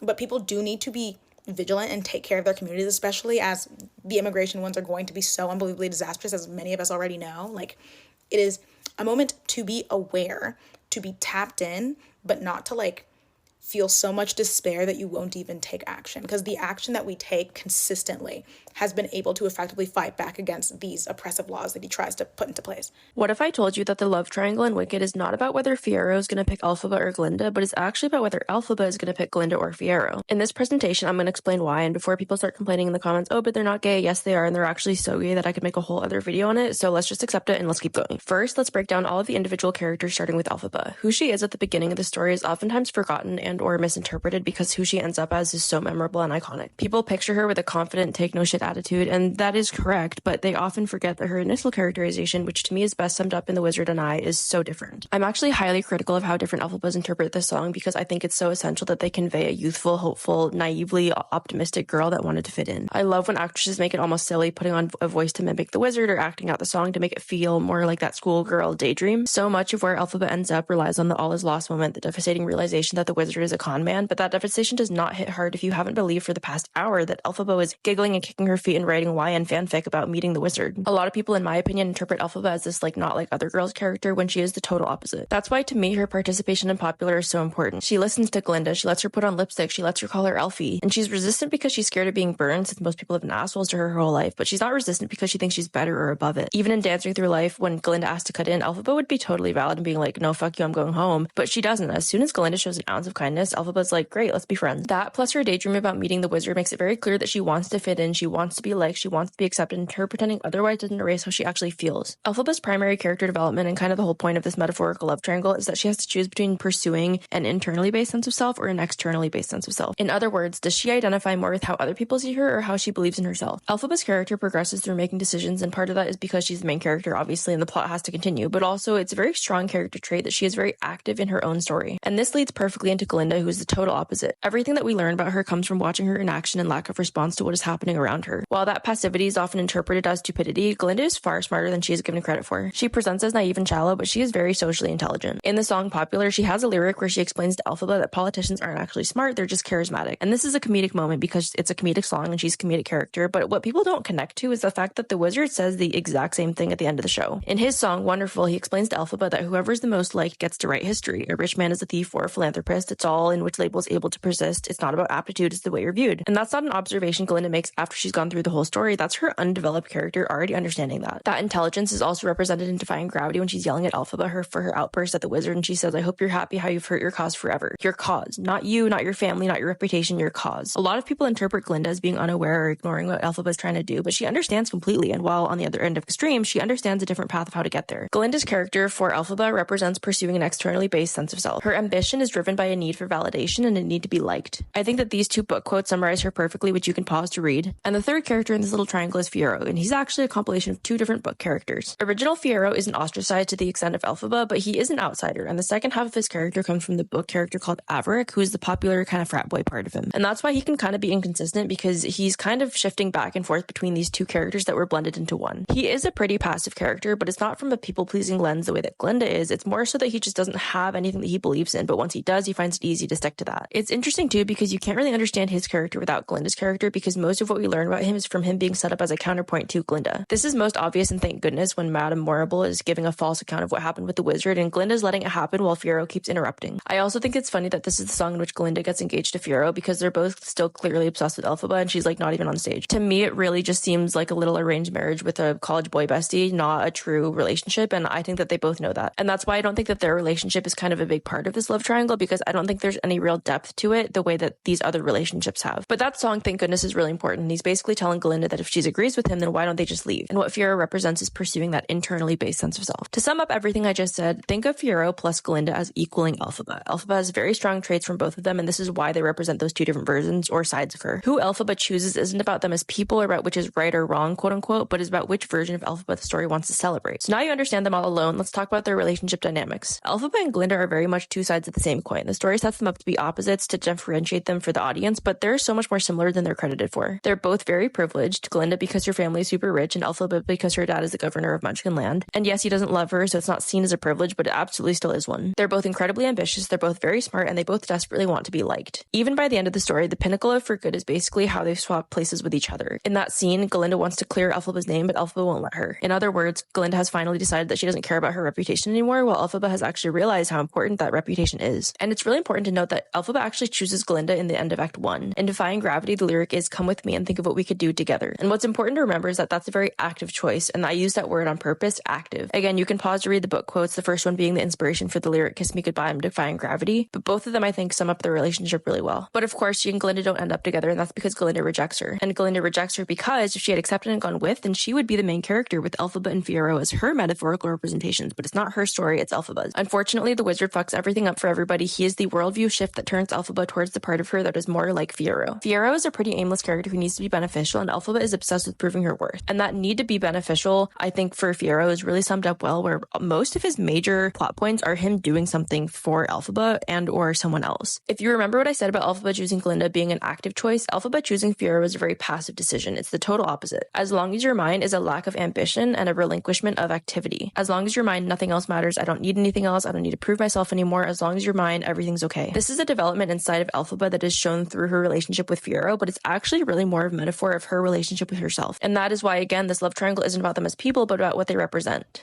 In my opinion, it's very similar to the love triangle in the Hunger Games between Katniss, Peeta, and Gale. Katniss was always going to choose Peeta even at the beginning of book 1 because that's what the character progression Suzanne Collins wanted. Going back to Wicked, I like to say that Glinda brings out the most in Elphaba while Fiyero levels her out. And that isn't positive or negative. I think that Glinda brings out both the best and the worst while Fiyero diminishes both the best and the worst, in the same way that you have different friends who you interact with totally differently but are equally as loving and valuable. So Elphaba ultimately chooses Fiyero, as we know. Why? Because the happy ending that the story wants for Elphaba is only possible if she chooses him. And to be clear, this isn't a campaign for Fiyero and Elphaba as a couple. Her choosing Glinda might be more interesting, and it's actually my personal preference. I much prefer them together. But her choosing Fiyero is essential for the story to show her change the way that he changes her. In conclusion, I am correct. Thank you for listening, and I am now accepting questions, comments, and concerns. I believe that marriage has been weaponized in Western Christianity. Sexuality has been weaponized. This conversation that Kirk Franklin is having reminds me of Hunt for Jesus' Savior's Soul, a story that depicts a woman who stays with a mega pastor after he's accused of harming young boys. And in the scene I'm about to show you, she tells her mom she wants to leave her marriage. And I want you to listen to her mother's response. You think I thought about quitting your daddy? But every time I got shook, I went right back to the Bible, back to the Word, prayed it on out. And then I went back to my husband. When we pedestalize marriage in the church, we create a world where people will ignore what they're experiencing emotionally in order to maintain a dying marriage. And this creates a host of emotional and psychological harm. And though men and women are both harmed in this dynamic, women bear the brunt of this type of theology. Fascinatingly, in God is a Black Woman, she talks about the same phenomenon. And she talks about how every Sunday with her family, she would fast and pray. And she says, interestingly, we didn't fast and pray for anything other than marriage. By putting marriage on a pedestal, my parents taught me that my main objective in life was to please God by pleasing men. What's powerful is she says in this chapter as well, I learned to starve myself for marriage before I even learned to read. And so many Christian women learn that love is a type of starvation, that it's normal to suffer in dysfunctional relational dynamics. Women learn that if they're more spiritually obedient, if they're more spiritually pious, if they're more emotionally subdued and submissive, then their marriage will work. And so we teach women to cannibalize themselves for failing marriages, and this is deeply harmful. But there's so much more to unpack when it comes to women and marriage within the church. You understand how dysfunctional these messages are. Yeah. I have many friends that were in ministry at church, and the church has told them, if you're going to be in ministry, you can't be single. I did my undergraduate thesis on Black women and their experiences of patriarchy in the Black church. And the number one thing Black women said to me when I interviewed them is, Ciara, we have our master's and our PhD. But when we went to become pastors within Black churches, if we were unmarried, we were not taken seriously. And so there's a way that marriage is used to tie women to patriarchal power within the church. And unmarried women are seen as less powerful, less desirable, less spiritually fit. Something I say constantly on my page is we translate biblical text in a way that maintains hierarchy, power, and the status quo. And so by putting marriage on a pedestal, we are making sure that women are patriarchally intertwined. We're making it impossible for women to gain spiritual power without being tied to a man. As Kirk Franklin highlights in the next clip, this is man's dogma. This is not God's word. Paul said, but marriage is a necessary distraction. So what people do, they quickly get married thinking that they're fulfilling God's will for their lives, but they are fulfilling man's dogma. You can be single and be used by God.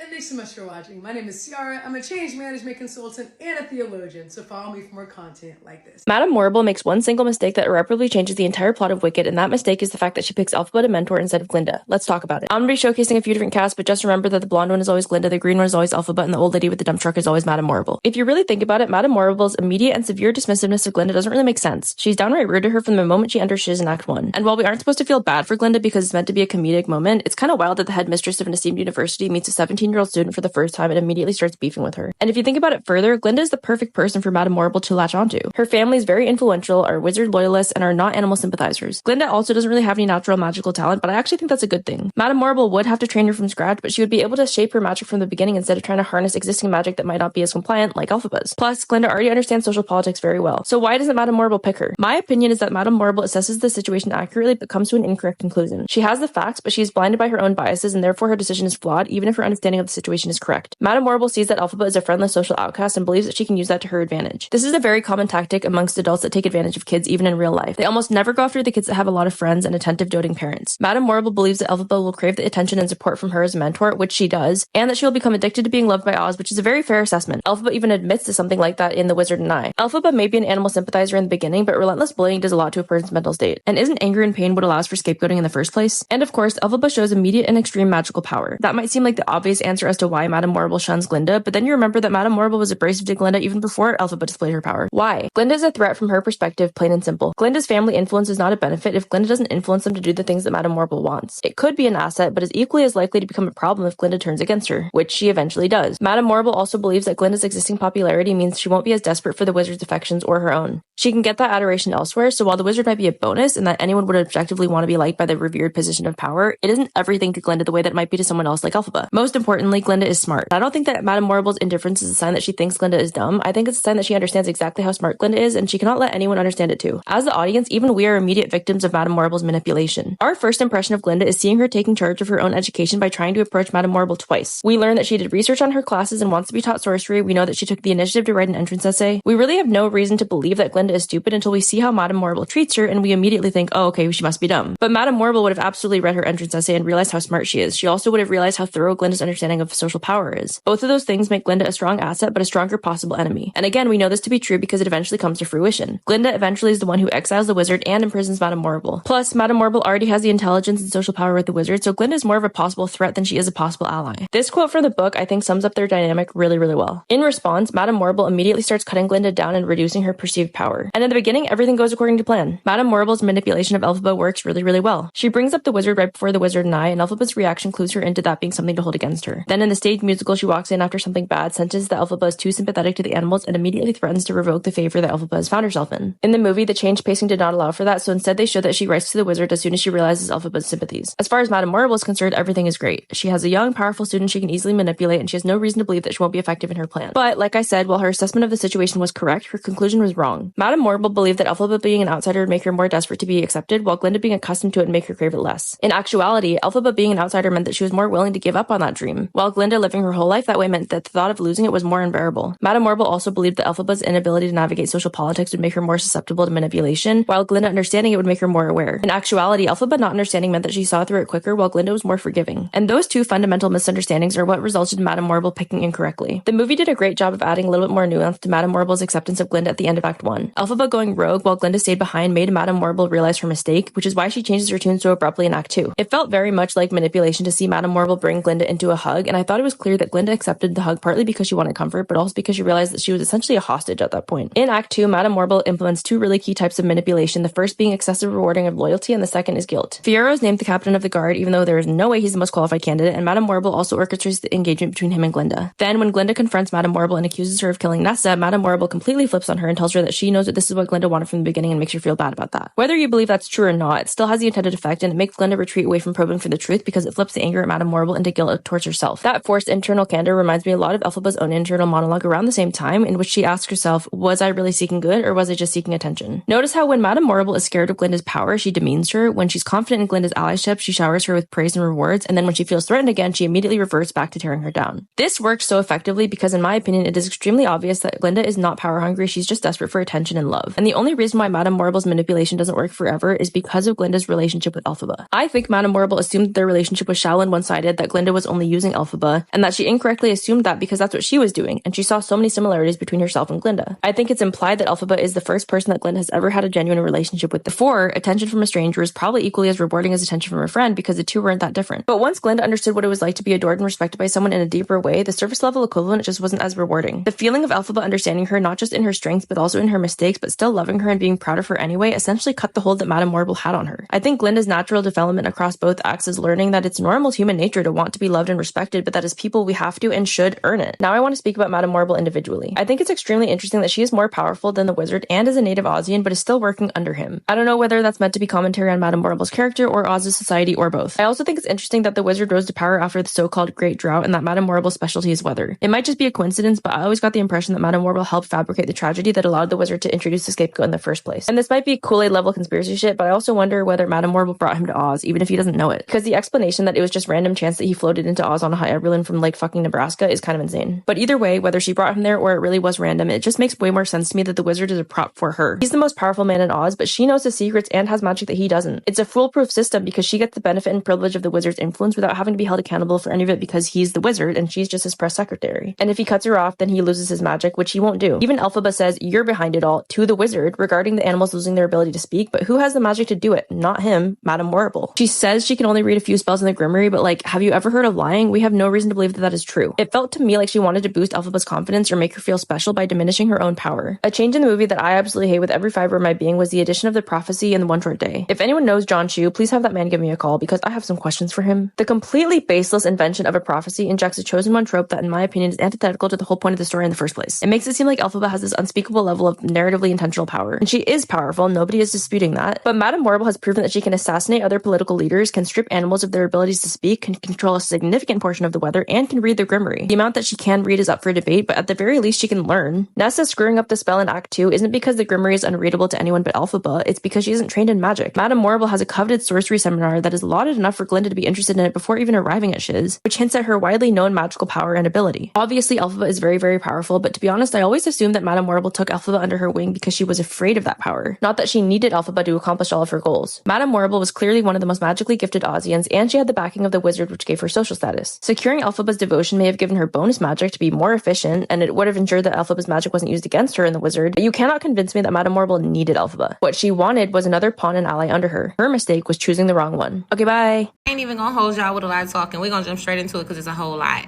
Brands and companies that have donated to Trump and Project 2025. 1-800-Flowers.com, Ace Hardware, Act Fluoride, Alamo Rental Cars, Allegiant Air, Arby's, Arizona Diamondbacks, Armor All, Ashley Furniture, AutoZone, Bacardi, Bali Underwear, Baskin Robbins, Big Heart Pet Brands, Bike Athletics, Bluebell, Boost Mobile, Brooks Shoes, Buffalo Bills, Buffalo Wild Wings, Buick Cadillac, Carl's Jr., Champ Clothing, Charmin, Chevrolet, Chiquita Brands, Cincinnati Financial, Cinnabon, Conair, Coors Beer, Dairy Queen, Dean Foods, Dirt Devil, Discount Tire, Dole Foods, Dooley Sports, Enterprise Rental Car, Exxon, Faberware, Floors.com, Folgers, FruitBouquets.com, Fruit of the Loom, Fry Electronics, Garmin Sports Products, Geico, George Foreman Grill, GNC, Grey Goose, Haynes, Hardee's, Hillsburg Diamonds, Hendrick Motorsports, Hershey Products, Hobby Lobby, Home Goods, Hoover Vacuum, Horizon Bank, Demi Jeans, Keller William Realty, LL Bean, Lando Lakes, Las Vegas Sands. I heard that's like a hotel or resort in Las Vegas. Los Angeles Angels, Marshalls, McDonald's, Miller Beer, Milwaukee Best Beer, Mobile, one of the two, Molson Beer, Motorola, My Pillow, Napa Auto Parts, New Orleans Saints, what's up? Norwegian Cruise, NY Yankees, Old Dutch Foods, Omni Hotels, Oric Vacuums, Papa John, Playtex, Public Storage, Publix, Purdue Farms, Railvac, Shell Oil, Sierra Trading Post, Slumberland, Smucker Products, Soma Intimates, Spalding, Stanley Black & Decker, Hardware, Star Furniture, Stiletto Tools, Tampa Bay Buccaneers, Popcorn Factory, Tito's Vodka, Toastmaster, Tractor Supply, Turtle Wax, Urban Outfitters, Free People, Vanity Fair, Paper Products, Walmart, Wendy's, Wonder Bread, Wow Cable, Wynn Resorts, and Young Brands. You do with that information what you shall. Yo, no shade at all, but I keep seeing these posts that are like, oh my god, oh Oh no, God, please do not let JJK fangirls find this character. Please, they're gonna turn this character into the next Gojo. I really hope this character isn't the next Gojo. No! Trust and believe. You don't gotta worry about that. You're good, man. You're safe. Wipe your tears, fam. Tighten up. You are okay. I promise you. Your series, you have nothing to worry about. Gege is probably flattered that a character he created has become the standard currently. But bro, first off, why are we acting like JJK has been over for 10 years? Manga ended in like, what, September? Y'all talk about a next Gojo. Can we please get season 3 and 4 animated first? Damn. Anyways, what's really frying me about this whole next Gojo thing is the 2 characters I have in mind that I've seen people make these posts and comments about. I like the manga, but I collect it like I'm looking at it on my shelf right now. And I'm just trying to figure out, when did we come to this conclusion? I'm reading the same series. I'm just trying to figure out, when did these characters ever give? You get what I'm saying? Like, and I really like both these characters. I truly do. Great characters, but next Gojo? I don't know about all that. For starters, there is no Gojo within the series, and that is perfectly fine. Like, let these characters be the next themselves. Don't let these characters be somebody's son. Let them be themselves. Second off, even if there was a Gojo within the series, it would not be the characters y'all are choosing. It's so obvious y'all are choosing the first bitch with white hair and being like, hey, we got him. No, shorty. Out of all the characters within the series, these are the contenders you chose? Truly a damn shame. Also, fans, did this happen to you guys? Like when the manga or anime ended, did people genuinely think a character from their series would be the next Naruto or Sasuke just because they have blonde or black hair? Do you imagine thinking a character from your series would be the next Goku just because they're strong?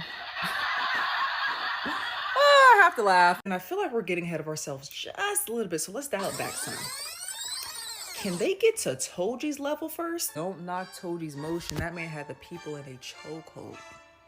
A full Nelson years before he was even animated. A bunch of posts with millions of likes of a guy who doesn't even have a character design sheet yet. It was crazy. Anime only had Toji fan pages. That's how serious it was for them. This dude didn't even exist for them yet. Once he got animated, it was only up from there. He became a standard within the gym community. I'm always seeing videos, how to get the Toji physique, how I got my Toji physique, trying to get the Toji physique, trying the Toji diet for 7 days. Toji diets? We saw this man eat like one thing within the anime. What are y'all eating? But anyways, worried about JJK fangirls coming to your series is like fighting Casper at this point. Enough with these next Gojo talks, boys. Slow down with all that. Every second that passes by in Sudan right now is killing hundreds, maybe thousands of Sudanese right now. We've been talking and emphasizing that there's famine wave will come and kill thousands of Sudanese people, but we were totally ignored until it happened, and Sudanese people will start to die because of hunger and malnutrition in Sudan right now. Tens of thousands of families are literally being killed by famine. They're dying because of famine every day. It was 2.5 million, but now it's over 20 million Sudanese who are facing acute and deadly hunger in Sudan right now. Not to mention the other crazy diseases that spreads in Sudan, like dengue fever. I mean, 6 of my cousins were diagnosed by dengue fever in the past 2 days. 6 of them. And many of them are still in conflict areas with no treatments or with no health cares at all. They're just being there, dealing with this thing by themselves. Babies dies in their mother wombs before they be able to see the sunlight. All of this happened because of famine, and the fact that no one literally taken a real action to help those people. This crazy, insane amount of people in Sudan right now is insane. Like, how can you talk about humanity and leave millions of Sudanese people die because of hunger? Most of the aid that's supposed to help or reach people doesn't reach them. It got looted. It's one of two, whether it's got looted by the RSF militia members or by the bandits. Every time and every second passes by in Sudan, the situation is getting worse and worse and worse by time. If this war didn't stop, people of Sudan will keep living in horror and misery for life. And now, I'm telling you, autumn is done and new season start, which is winter. This is gonna be worst. This is gonna be even worse, like 100 times worse than Ottoman. People will die because they don't have warm shelters to protect themselves or their kids, or to keep themselves warm. There's people who literally, they don't even have tents, they just have sheets. They tie sheets on trees to make shelters for themselves. Imagine how they will survive winter this year. My question is, for how long we will be ignored? For how long we'll be in the dark?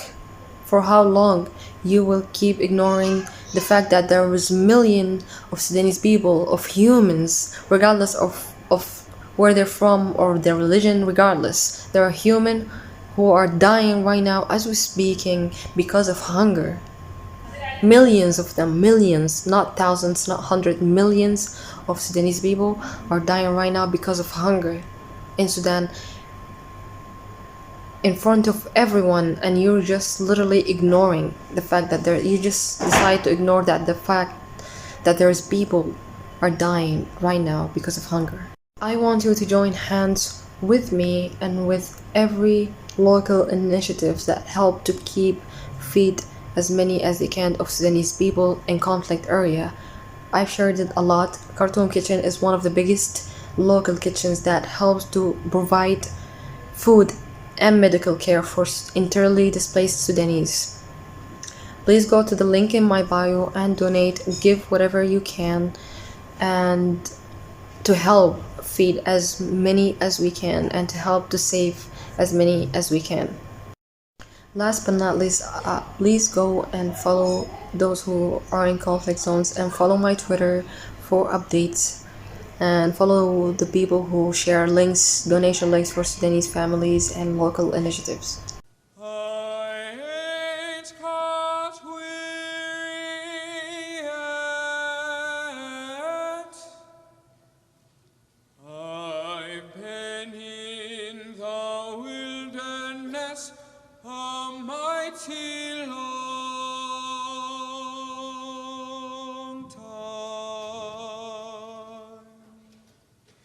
And I ain't got weary yet. No, I ain't got weary. Oh no, ain't got weary yet.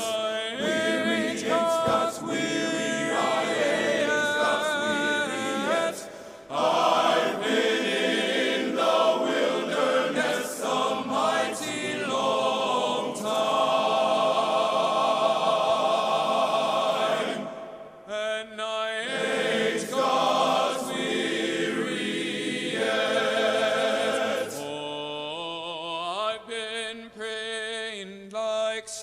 Silas,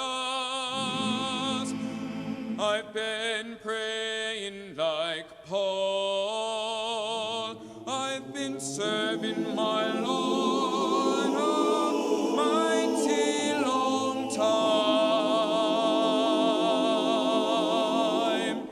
and I ain't got weary yet.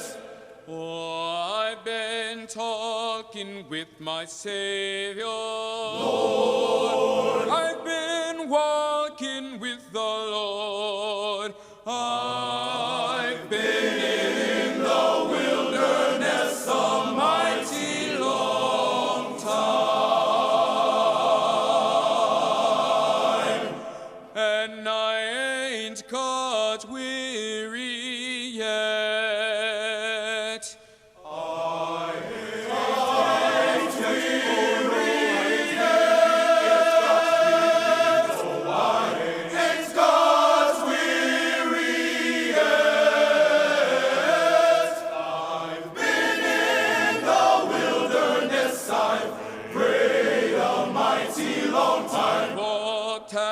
Talked with Jesus. Won't he bring you over? My God, he is a rock in a weary land. Won't he save your soul? Oh, won't he save your soul? Oh, won't he make you whole? He'll pick you up, and turn you round, Place your feet, Lord. on solid ground. Oh Lord, won't he pick you up, and then won't he turn you round, and then won't he place your feet, oh yes Lord, on solid ground. Yes, I've been in the wilderness a mighty long time, and no